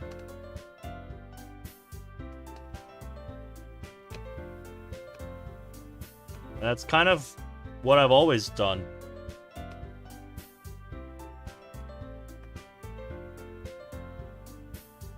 The only reason I know World of Dreams is because I found it interesting. I'm kind of getting off track here, but I mean, you know what I mean. I kept going because, despite the fact that I didn't quite get what I wanted out of this, I kept going because it just became a hobby, something I did for fun.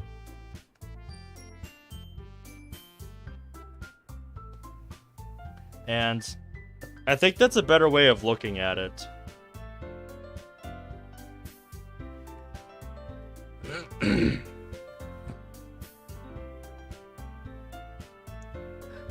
Secret Pain, yeah. Dude, I am still waiting to hear stuff about that mod. That was so long ago, dude. It's kind of crazy how much time has passed since then. Well, then I think it's important that you take a step back, Zach. I think it is important you do that, because it sounds like you're overworked. It's important to take a break.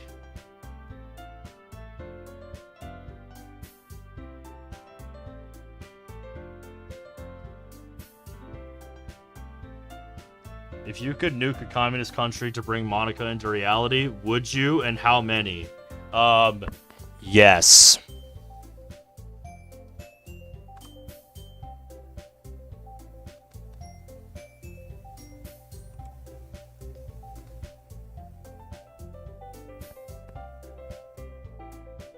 You forgot which one it was?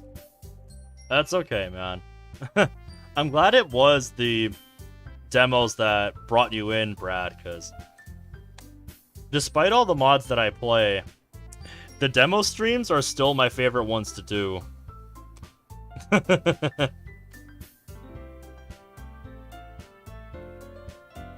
Yeah, exactly. Exactly, Brad. You hit the nail on the head.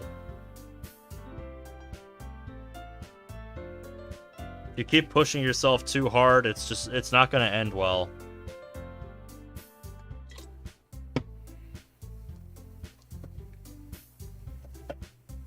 Yeah, I'm glad it was the demo streams and the demo videos that I did that brought you in, because those are some of my favorite ones to make.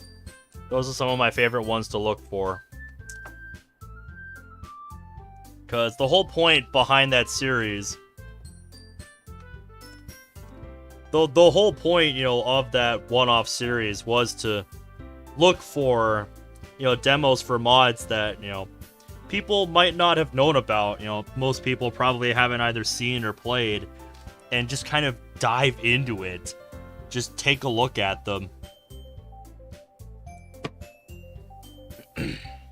Because I saw what other Doki tubers were doing, playing a lot of the mods that people have already seen, playing a lot of the mods that they're expected to play, and I'm like, okay, what can I I'm like, okay, I'm gonna do something different.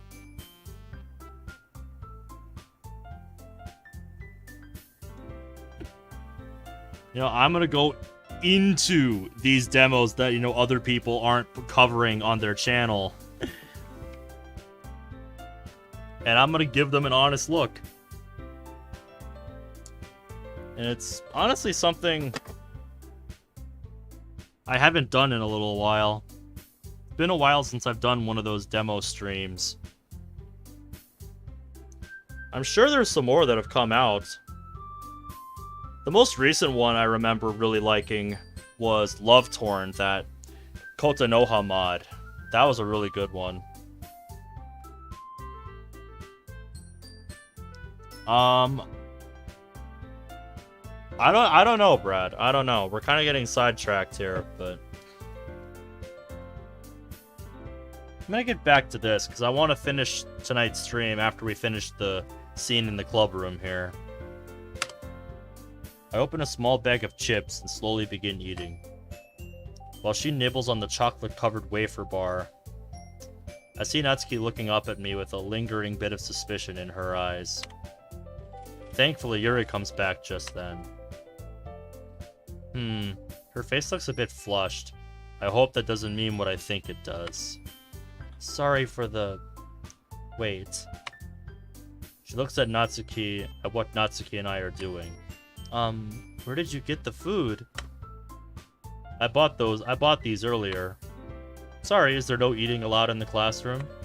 No, that's not it. I pulled out a small, matcha cake and handed it out to Yuri. You want some? I don't mind. I bought too much this morning anyway. Yuri looks down at the cakes, then back up at me with a curious expression. Are you sure? Of course. Be my guest. You've prepared tea for me. It's the least I can do. She smiles at me gratefully. Thank you very much, then. She takes the cake and opens it, taking a bite and clearly enjoying it. Yuri then walks over to the closet and begins gathering the tea set and placing it on the shelves against the back wall. Silence falls. The only sound at the moment is Yuri's preparation of the tea. Ha! Infinite money glitch. Redo DDLC over and over, and MC gains more money. That's genius. I nervously pat my lap, trying to think of something to say. Natsuki looks slightly nervous, looking out of the window mostly, giving me suspicious glances. So, what were you reading before I came in? Huh? She looks over at me, startled out of whatever train of thought she was having. Oh, here! She shoves one of the books forward. I gingerly pick it up and read the title. American Short Stories. Huh, alright. Which one were you reading? A Horseman in the Sky. Isn't it the same story that they read the last time? You're right. It's a bit encouraging, isn't it? We'll see. Really? Why that one? It's the one Monica chose for us to read this weekend for discussion. Natsuki says this with what almost sounds like derision. I wanted to read something else. Now, Natsuki, there's no need for that. Yuri returns with the tea set and places it on a nearby desk. She pours tea into 3 cups and hands one to me and Natsuki. We all agreed on this story. I know it's not a manga like you... Yuri? Natsuki looks simultaneously angry and embarrassed. Uh-oh. That hit a soft spot. Oh, I'm sorry. I didn't mean to... Oh... Yuri looks immediately flustered. Is something wrong with manga? Huh? I mean, I read manga too. It might not be what most people consider literature, but they tell stories, don't they? Well, yeah, they do. See, Yuri? I'm not the only one who thinks manga is literature. I never said it wasn't. I simply said it wasn't my medium of choice. Oh. Well, at least there's someone else in this school who knows the truth. I smile a bit at this exchange. It feels pretty normal to me. And it's probably a good thing that we stepped in, too. Anyway, what's the story about? Yuri looks up with sudden renewed excitement. Almost like the excitement she showed earlier in the cafeteria. Yes, I know that look in her eyes. It's just one I know to question in Act 2. Ah, it's a story set during the American Civil War. The protagonist is a Union soldier named Carter Drews hiding in the brush when he spies a Confederate horseman. The story follows his train of thought as he contemplates firing on the soldier, but he hesitates for a moment. The author also utilizes some flashbacks to Carter's time with his family. When he joined the Union, his father both called him a traitor and encouraged him to follow what he perceived his duty to be. So his father must have been a Confederate soldier, or a man of the Confederacy. It ends with Carter shooting the horseman. It's revealed in the end.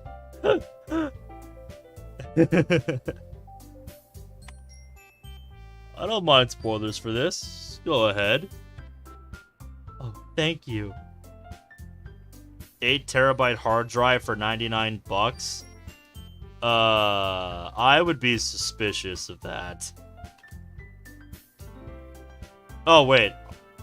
Hard disk drive, not SSD. Never mind. Never mind. The Confederate horseman was actually Carter's father in the end, hence the hesitation. My eyes widen. Whoa. Damn. It's pretty well cut and dry, in my opinion.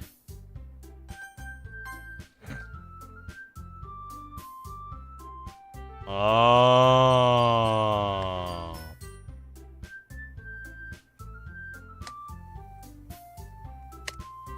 Yuri and I both pause and turn to Natsuki. Oh? How so? Think about it. They're enemies in war, and it's kill or be killed. Doesn't matter if you're family. Why do you sound like a certain flower all of a sudden, Natsuki? No, I'm not sorry, you in the corner. That's kind of harsh of Natsuki, but it's how her father must be treating her. Not surprising. I respectfully disagree. I believe that in Carter's internal struggles are meant to be interpreted as a lesson in the relationship between father and son. Intrigued, I lean forward, tea in hand. How so? Even Natsuki looks a bit curious, if still stubborn. As I understand this story, Carter and his father actually parted amicably despite the father vehemently disagreeing with his son's choice of army. However, since the mother was on her deathbed, they actually agreed not to tell her and hoped to reconcile in the future. There are many themes at work in this short story. The main themes are the contrast between familial relationships and duty.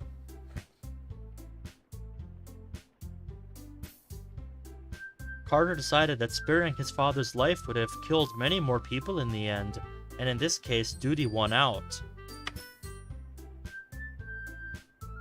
Excellent assessment, Yuri. I would have to agree. I still think that it's too wordy for my taste. It's so hard to make your point without all the fanciness. Don't say it, Yuri.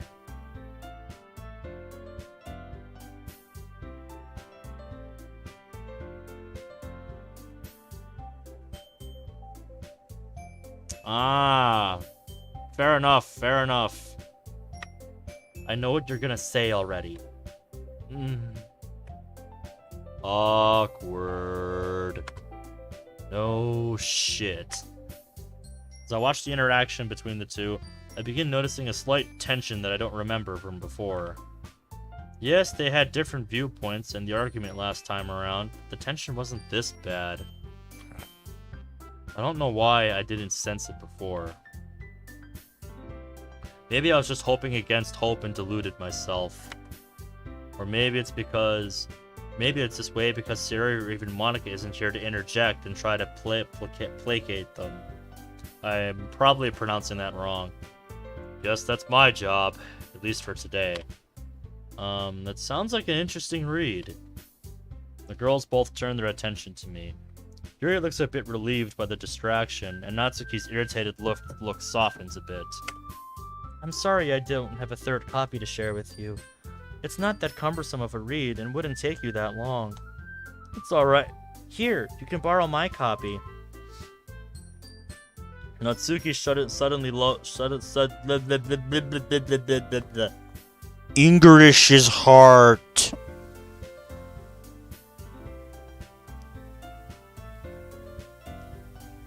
Unless you edit videos and like having an archive, I don't see the point, as by the time you fill up the hard drive, it's probably on its last legs. 20 terabytes for your PS4? Jesus, dude. I was fine with just a 2 terabyte hard drive. I was just starting to reach the point where I was filling that thing up by the time I moved to PS5.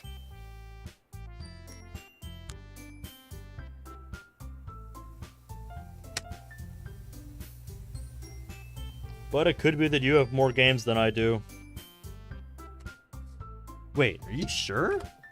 Yeah, I've actually got some other work to do before the club is over. So saying, she grabs her bag and walks over to the back corner of the room, near the closet, sits at the desk and begins her work. I look over at Yuri curiously. Yeah, that is a lot of storage, man. If you're not interested in No, it's alright. I don't mind taking some time to read. Yuri nods and opens her own copy of the book. I look down and open the book Natsuki handed to me. Yuri is right, as it turns out. The story is a relatively short read, if a bit complicated. It's not something I'd normally read, but it's definitely entertaining enough to keep me engaged.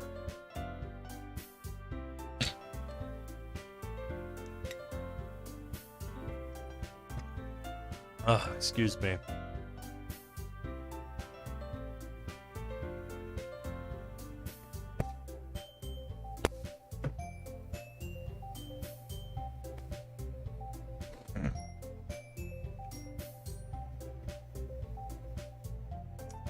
Is that right?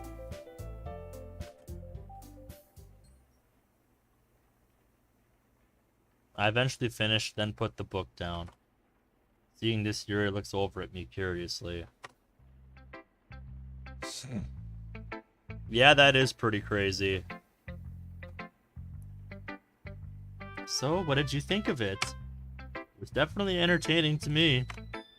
You'd have to give me more time to process what I just read. Plus, I'm sure this was originally written in English. Things get lost in translation. Ooh, indeed they do. She holds up her copy of the short story collection, and I notice that it's in English. Without thinking, I read the title out. And no! What? Oh, fuck. Yuri's expression is suddenly very intense, but only for a moment. Her gentle smile returns with a hint of excitement. I'm watching you. Motherboards be having 5 ports, not including expansion cards. I really don't keep up with hardware. So I'm just kind of nodding along to most of this and pretending that I understand. Do you speak English, Mr. Shizu? He says that in flawless sounding English. Her tone is almost hopeful. Fuck, how do I cover this up?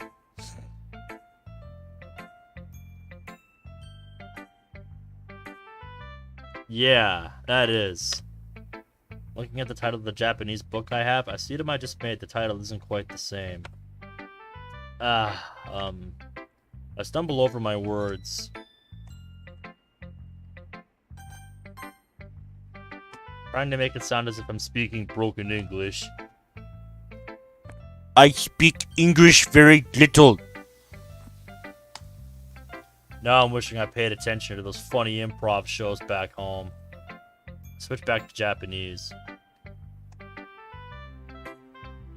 I'm not the best student at it. And yet you recognize the title instantly. Damn it. Yeah, well, God, if you're out there, I could really use a distraction. Of course my luck isn't that good. Yuri goes on. Our English program here isn't the most ideal one. I've actually heard that Taisho High has a stellar English program. I almost applied there. Really? It's not much of a distraction, but if I play my cards right, maybe I can get her to talk a bit about herself. What's Taisho High? The only other high school in our city. It's a college prep school. Ah, it's a prep school. Got it. I would have gone, but the cost to attend is almost twice that of Sakura Academy. Oh, yeah, that makes sense.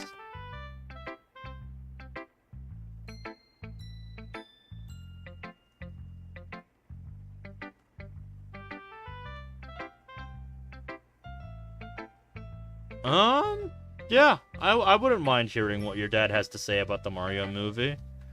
I haven't gone and seen it myself yet, but I love hearing what people have to say about it because it sounds like it's pretty good.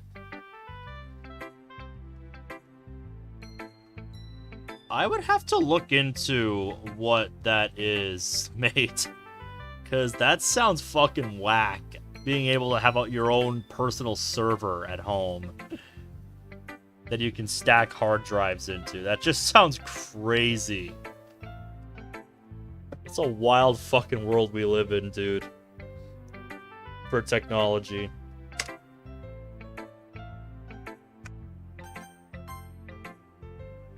Not that Sakura Academy's education is bad in any sense, of course.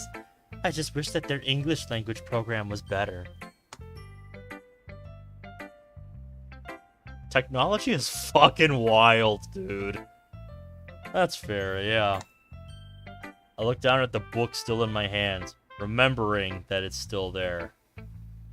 Yeah, I'd have to look into what kind of use case you would even have for it, because I have no idea what I would even do with something like that. Oh, pardon me. I should probably return to this to Muramoto-san. Of course. By the way, thank you for letting me check this club out at least. Of course. I hope you join. Well, we'll see.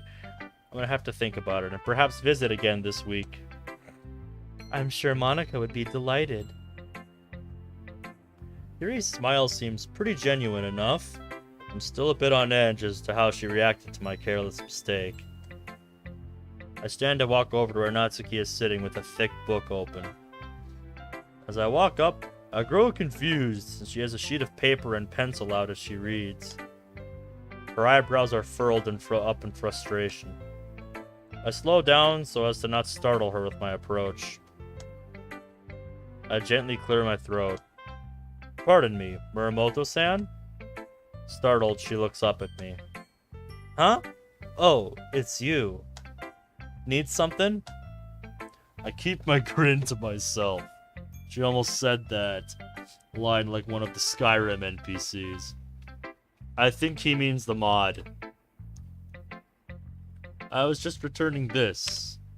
I hold out the book. Natsuki looks at it, then at me. You read the story already? Damn, you're pretty fast. Oh, excuse me. Still have that air bubble. She takes it from me and puts it in her school bag. Thanks for letting me borrow it for today. Oh, sure. She nods at me in an almost distracted way as she focuses more on what's in front of her.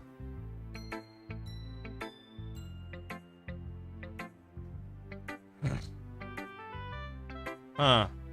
Yeah, I don't know. I start to leave, then fake a double take. Not hard to fake, actually. Seems like Natsuki's actually doing homework. The workbook she has open is the standard math book for the school. Natsuki's eyebrows are furrowed as she focuses on on one problem in particular. I'm not the best at math, to be honest. Anytime during the past week I've had a math class, I've always asked Miji for help. He's not exactly the best either, but he's better than I am.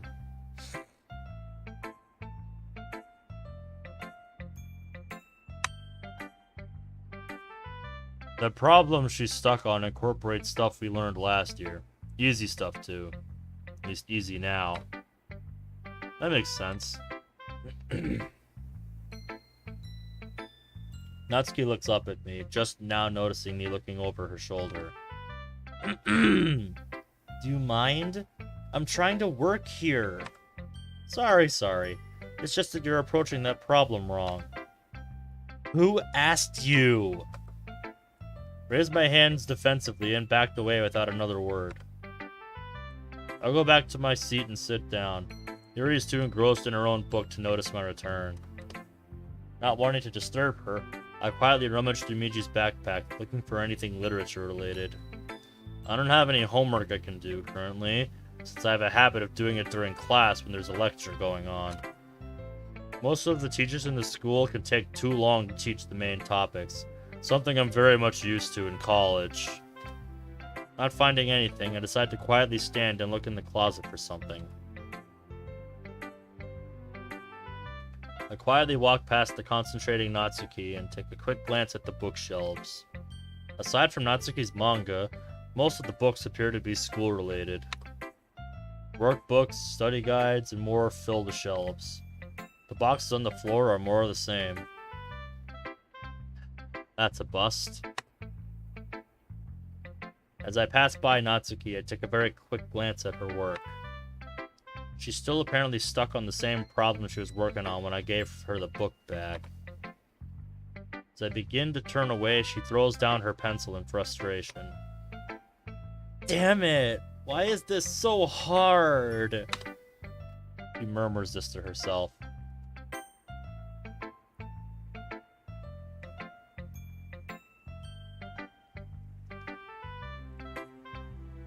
So this is the thing that Brad's talking about, apparently. That's a neat little device. I really do kind of live under a rock when it comes to new technology. Feels like. Because I just learned that this was a thing today.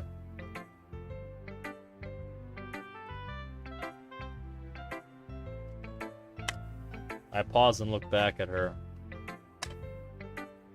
If you're having issues, skip it and come back to it later. She glares up at me. No one asked you. Unlike before, though, Natsuki sounds more defeated and less antagonistic. Would you like some help? We just covered this type of problem in class. At least the new stuff. She looks away, a stubborn frown plastered on her face.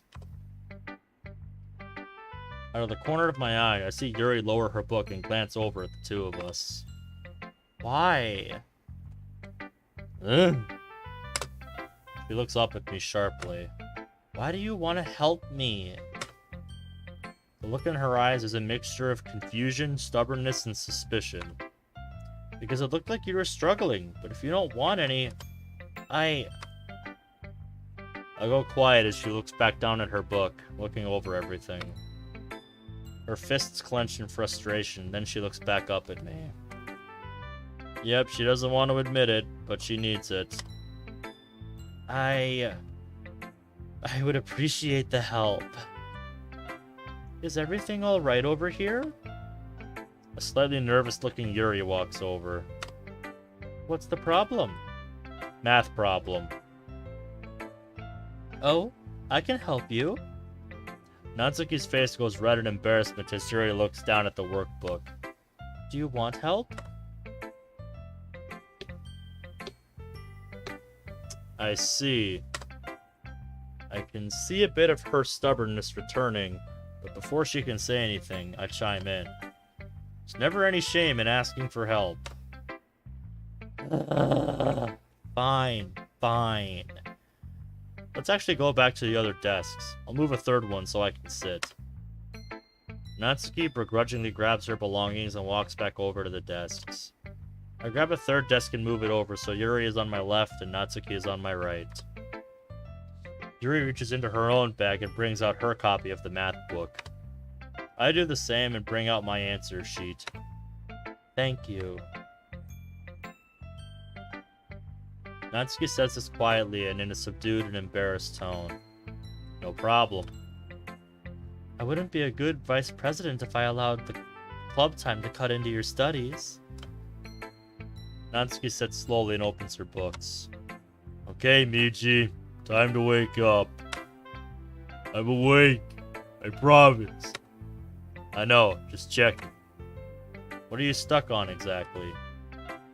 For the rest of club time, Yuri and I, well, more Miji than me, help explain to Natsuki the basic principles of the problems she was having issues understanding. Which, as it turns out, is nearly all of them.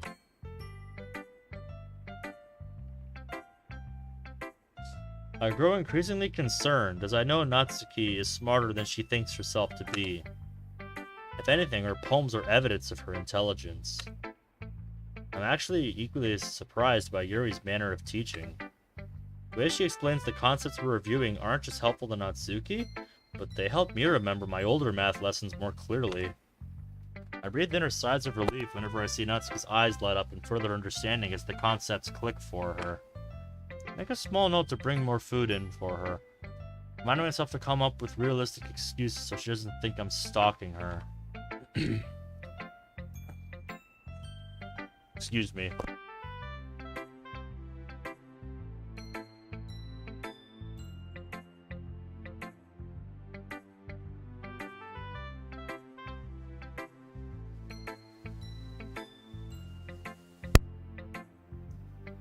Well, first I'd have to find some practical use case for such a thing. I don't even know what I'd use something like that for.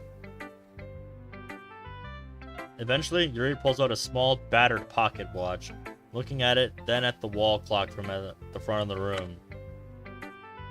Oh, excuse me.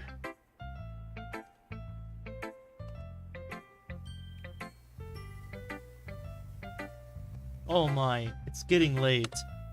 We really should end the club meeting. She turns to me with a smile. Shizu-san, thank you for stopping by to observe our club. I promise it isn't always like this. She lowers her voice for that last sentence, looking over at Natsuki with a concerned look. No problem. Will you come again? I know you said you were just observing, but still. She trails off. I might come by again. Who knows? Ah, alright. I'll let Monica know of your interest in our club. Thank you. I then raised my voice and addressed both of them. It was a pleasure to meet both of you. If I do join, I look forward to getting to know the two of you better. Well, even if you're a boy, I guess I could tolerate you in the club. Natsuki. Fair enough. You need help cleaning up? Eh? Yuri looks around the room. Aside from the rearranged desks and some crumbs around there in the tea set, the classroom seems pretty clean. I don't mind helping.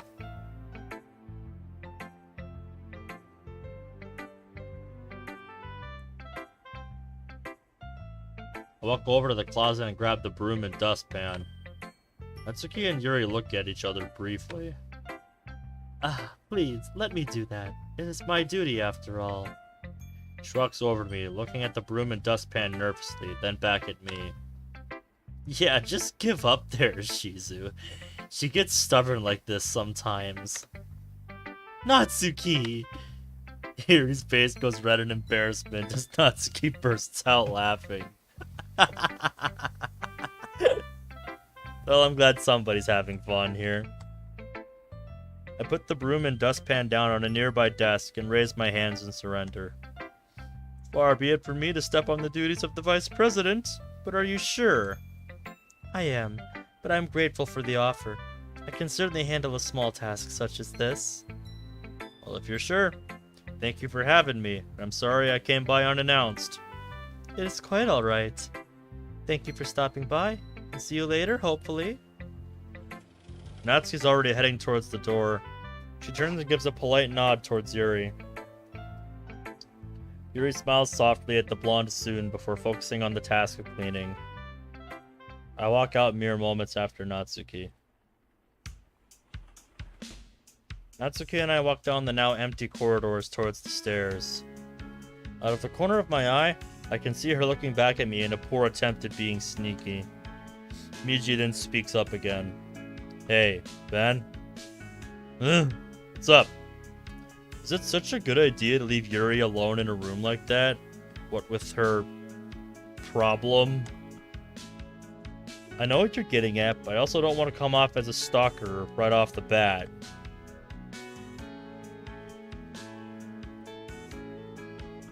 Not gonna lie, it does impress me. That's the kind of level of interest. Ugh. I just have not been able to gather for PC hardware and stuff like that. Like, I just don't have that same level of enthusiasm. For me, it's like, oh, okay, does it work? If yes, okay, good. Don't care. Can't be too careful here. Now that you mention it, that does sound pretty reasonable. But I'd at least like to check the script when we get home. That's fair. We'll check when we get home. Thank you. Welcome. I stay a good distance behind Natsuki, looking out of the windows at the rainy landscape below and sighing heavily. The two of us head down to the lockers. As I approach my locker, I see Natsuki dragging a small stool over towards it. She notices me approaching and stops. Oh, am I in your way? Yeah, but take your time. I don't have anywhere to be. Looking a bit relieved, but still suspicious, she gets on the stool and begins unlocking a locker at the very top. As it turns out, hers is about 3 spaces above Miji's. This doesn't really register for me as I'm too busy in my own thoughts. However, Miji notices and takes action before I do. Then, think it's alright if we offer to switch with her? I look between our 2 lockers and curse myself for a fool not thinking of it before him. I don't see why not. We can reach that locker a little better. Muramoto-san, do you want to switch lockers with me? Huh? Why? So you can reach it without that stool. Mine's right here. I indicate the locker in question.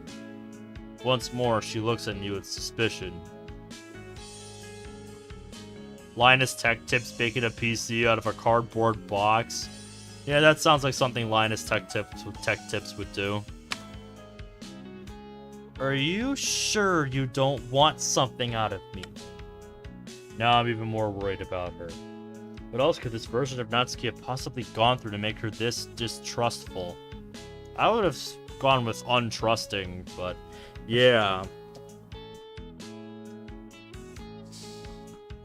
Ugh. But I mean, I honestly don't think it's that unreasonable. I mean, just think for a moment. I think most people would have the same reaction as Natsuki in this scenario. Just, you know, the first thing where you bought her something from the vending machine, it's like, okay, yeah, whatever. You know, then having snacks for her in the club room, it's like, why? But they seem fine. I guess they're okay. Because you have to keep in mind, you know, we've just met this version of Natsuki.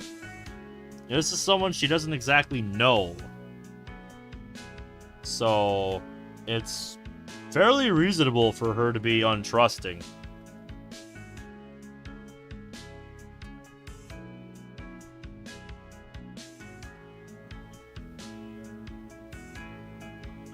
It seems like to me she knows the definition of stranger danger. Nothing. I Promise. Hold up my hands in an innocent gesture. It's just an offer. She stares at me. I can handle myself, thank you.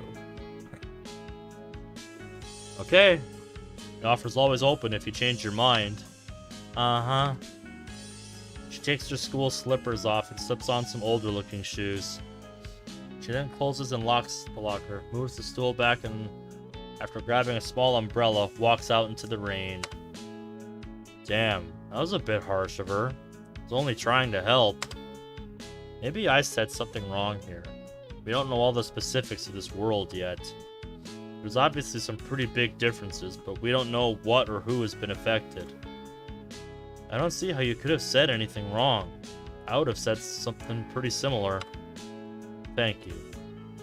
I take off the school slippers, grab Miji's shoes, and slip them on. Then, after everything is put away, I grab the school bag and umbrella and walk out into the rain.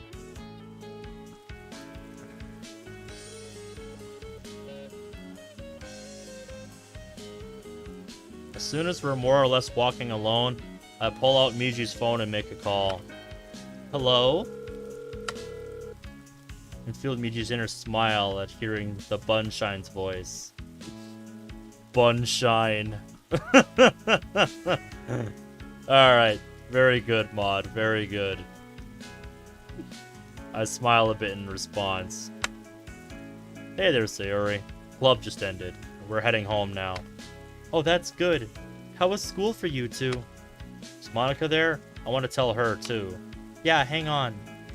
I hear some footsteps on the other line, and a sleepy-sounding Monica talking to Sayori. The conversation is brief, and I only hear bits and pieces of it. Okay, you're on speakerphone now. Hey there. How have things been over there? Pretty good. I've been making sure Monica gets plenty of rest. I wanted to try making something for her, but, well, you know how that played out last time. Miji. My smile in Miji's grows wider. No matter what, it seems Sayori is more resilient than her initial personality type would lead one to believe. Plus, I can't leave, so... Briefly forgetting they can't see me. Well, thanks for being there for her. Monica, are you feeling any better? Better than before. Sayori's right. She's been pretty insistent on making me sleep, and it's helped. But what about you? I haven't had a chance yet to look over the script for the day. That's partly why I called. Aww. You boys didn't just call to check up on two sexy ladies home, all alone and lonely? Stop! Stop! Stop that!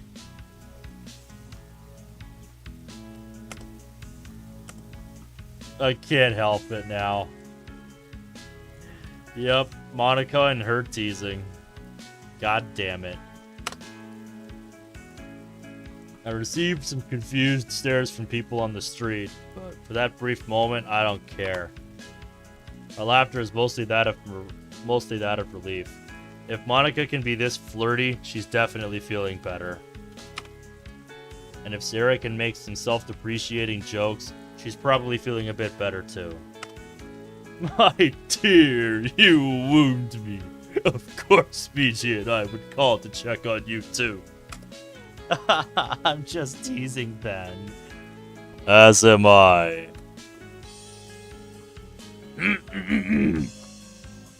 Ben, are you okay though? I'm mostly just drained, physically and mentally. What happened at school today? Well, let's just say the mood at school is a lot more tense than I remember from last week, or whatever we want to call it. Let's call it the original timeline. If you don't mind, I'd actually like to tell you when we get home. Of course. We'll be in the space room, waiting. Wait, Monica? Shouldn't we just look at the script? Yeah, maybe. Monica sounds a bit hesitant. Go on and take a look.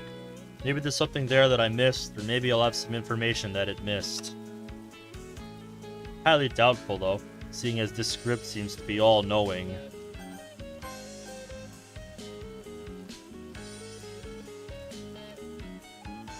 I'll have some information that it missed. We'll see you when you two get home. Have a safe trip back. Just be careful. The weather forecast is saying the rain is gonna get worse as the week goes on. We will. And yeah, we saw. See you later. Bye. Bye.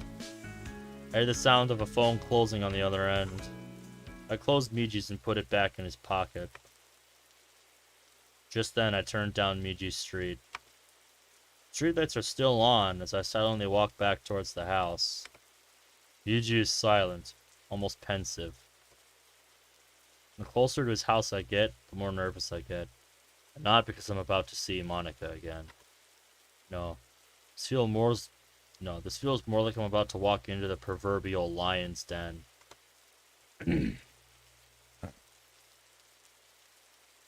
Not just because of the girls, but because of the dangers we will be facing during the week.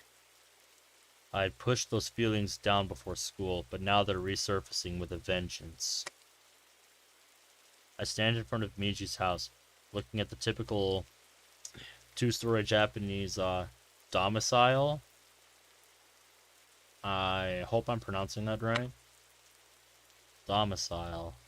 Because my time in the club has made me think in, shall we say, fancier terms. At least in English. I grip Miji's bag and umbrella tightly, my knees somewhat shaking. Ben? What's wrong? Why are you nervous? I don't know.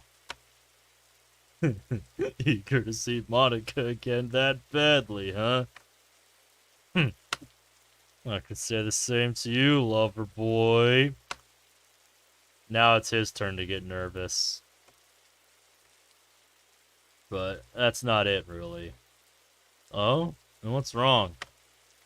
I remain standing there, fear coming back up within me, like it's about to burst through my mouth. I don't know. I'm scared. I lean against the closed fence gate, feeling a bit weak. I am too, man. It's better to be scared inside where we won't be moments from collapsing. Point taken. I trudge inside. I slowly walk in, removing my shoes and letting the bag and umbrella fall to the floor. I put on some slippers and head into the living room. The moment I see the couch, I walk over and my knees finally give out. Collapse into it, face first into a pillow. All the tension I wasn't aware of feeling all day returns to me in one fell swoop. I feel my body trembling. From somewhere, I hear movement as someone walks in. Ben! Miji, is that... Ben? I feel a comforting presence rush to my side. I peer up and see a very scared and concerned looking Monica looking down at me. Hey, Monty. Without hesitation, the emerald-eyed young woman begins hoisting me to my feet. Come on, let's head to the space room. I nod, not really in a mood to argue with her. She moves me towards the basement door, which has been replaced with the Sakura Academy sliding classroom door. Sayori! From inside, I hear the pitter-patter of footsteps rushing towards the door. Monica, what? Miji? Ben? Just be prepared to catch Miji when he passes through. Right. Monica looks at me. You able to walk? I nod slowly and steady myself against the door frame. 1, 2, 3.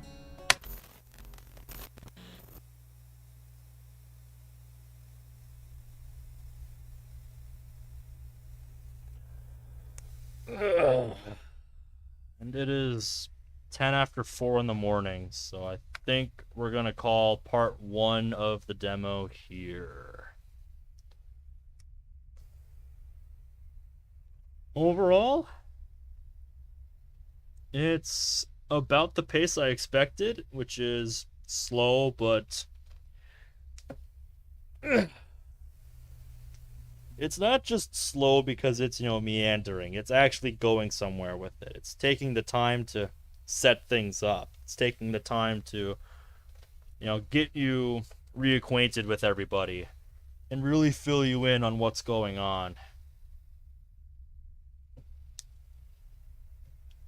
So yeah, it's a slow burner, but I really like what I'm seeing so far. And overall, I'd say by and large it retains its status. Like I said, there were a few things I pointed out. Couple of things in the prologue before we began Act 2 proper. With the one line that had the redundant me, and then there was one moment where Monica's sprite just dipped out, but again, I don't know if that was intentional or not. Ugh, excuse me. So I mean, if those two instances are all I have to point out after 4 hours and 15 minutes of playtime, you're doing really fucking good. You did a very thorough job. Obviously, I never go into a mod expecting them to catch absolutely everything, because that's a tall order, and there's always something that gets missed. But I know you guys on the World of Dreams team, and I know you guys pour your hearts and souls into this. So, just thought I would point those out. I'm sure those will get caught during the development phase as things go into, further development of Act 2 here. The non-April Fool's special. Any plans for the week? I might do something tomorrow. There's a couple different ideas I've had. Like, part of me wants to continue my Sonic Frontiers playthrough. Part of me wants to do the Monica Undertale boss fight, because it's my brother's birthday tomorrow and he's an Undertale fan, so I thought, since I didn't get to spend much of my birthday with Monica here, like, I checked in on her, I tuned into her surprise party, I got her card, she showed me the cake that she made. We celebrated for a bit, and then I had to leave for work, and that was basically it. So I kind of felt bad that it's like I spent maybe 10 minutes with her before work, and that was all I had time for. So I'm like, you know what? Since I didn't get to spend much time with you on my birthday, let's spend some time together playing Undertale, and I can see if I can beat you in boss form.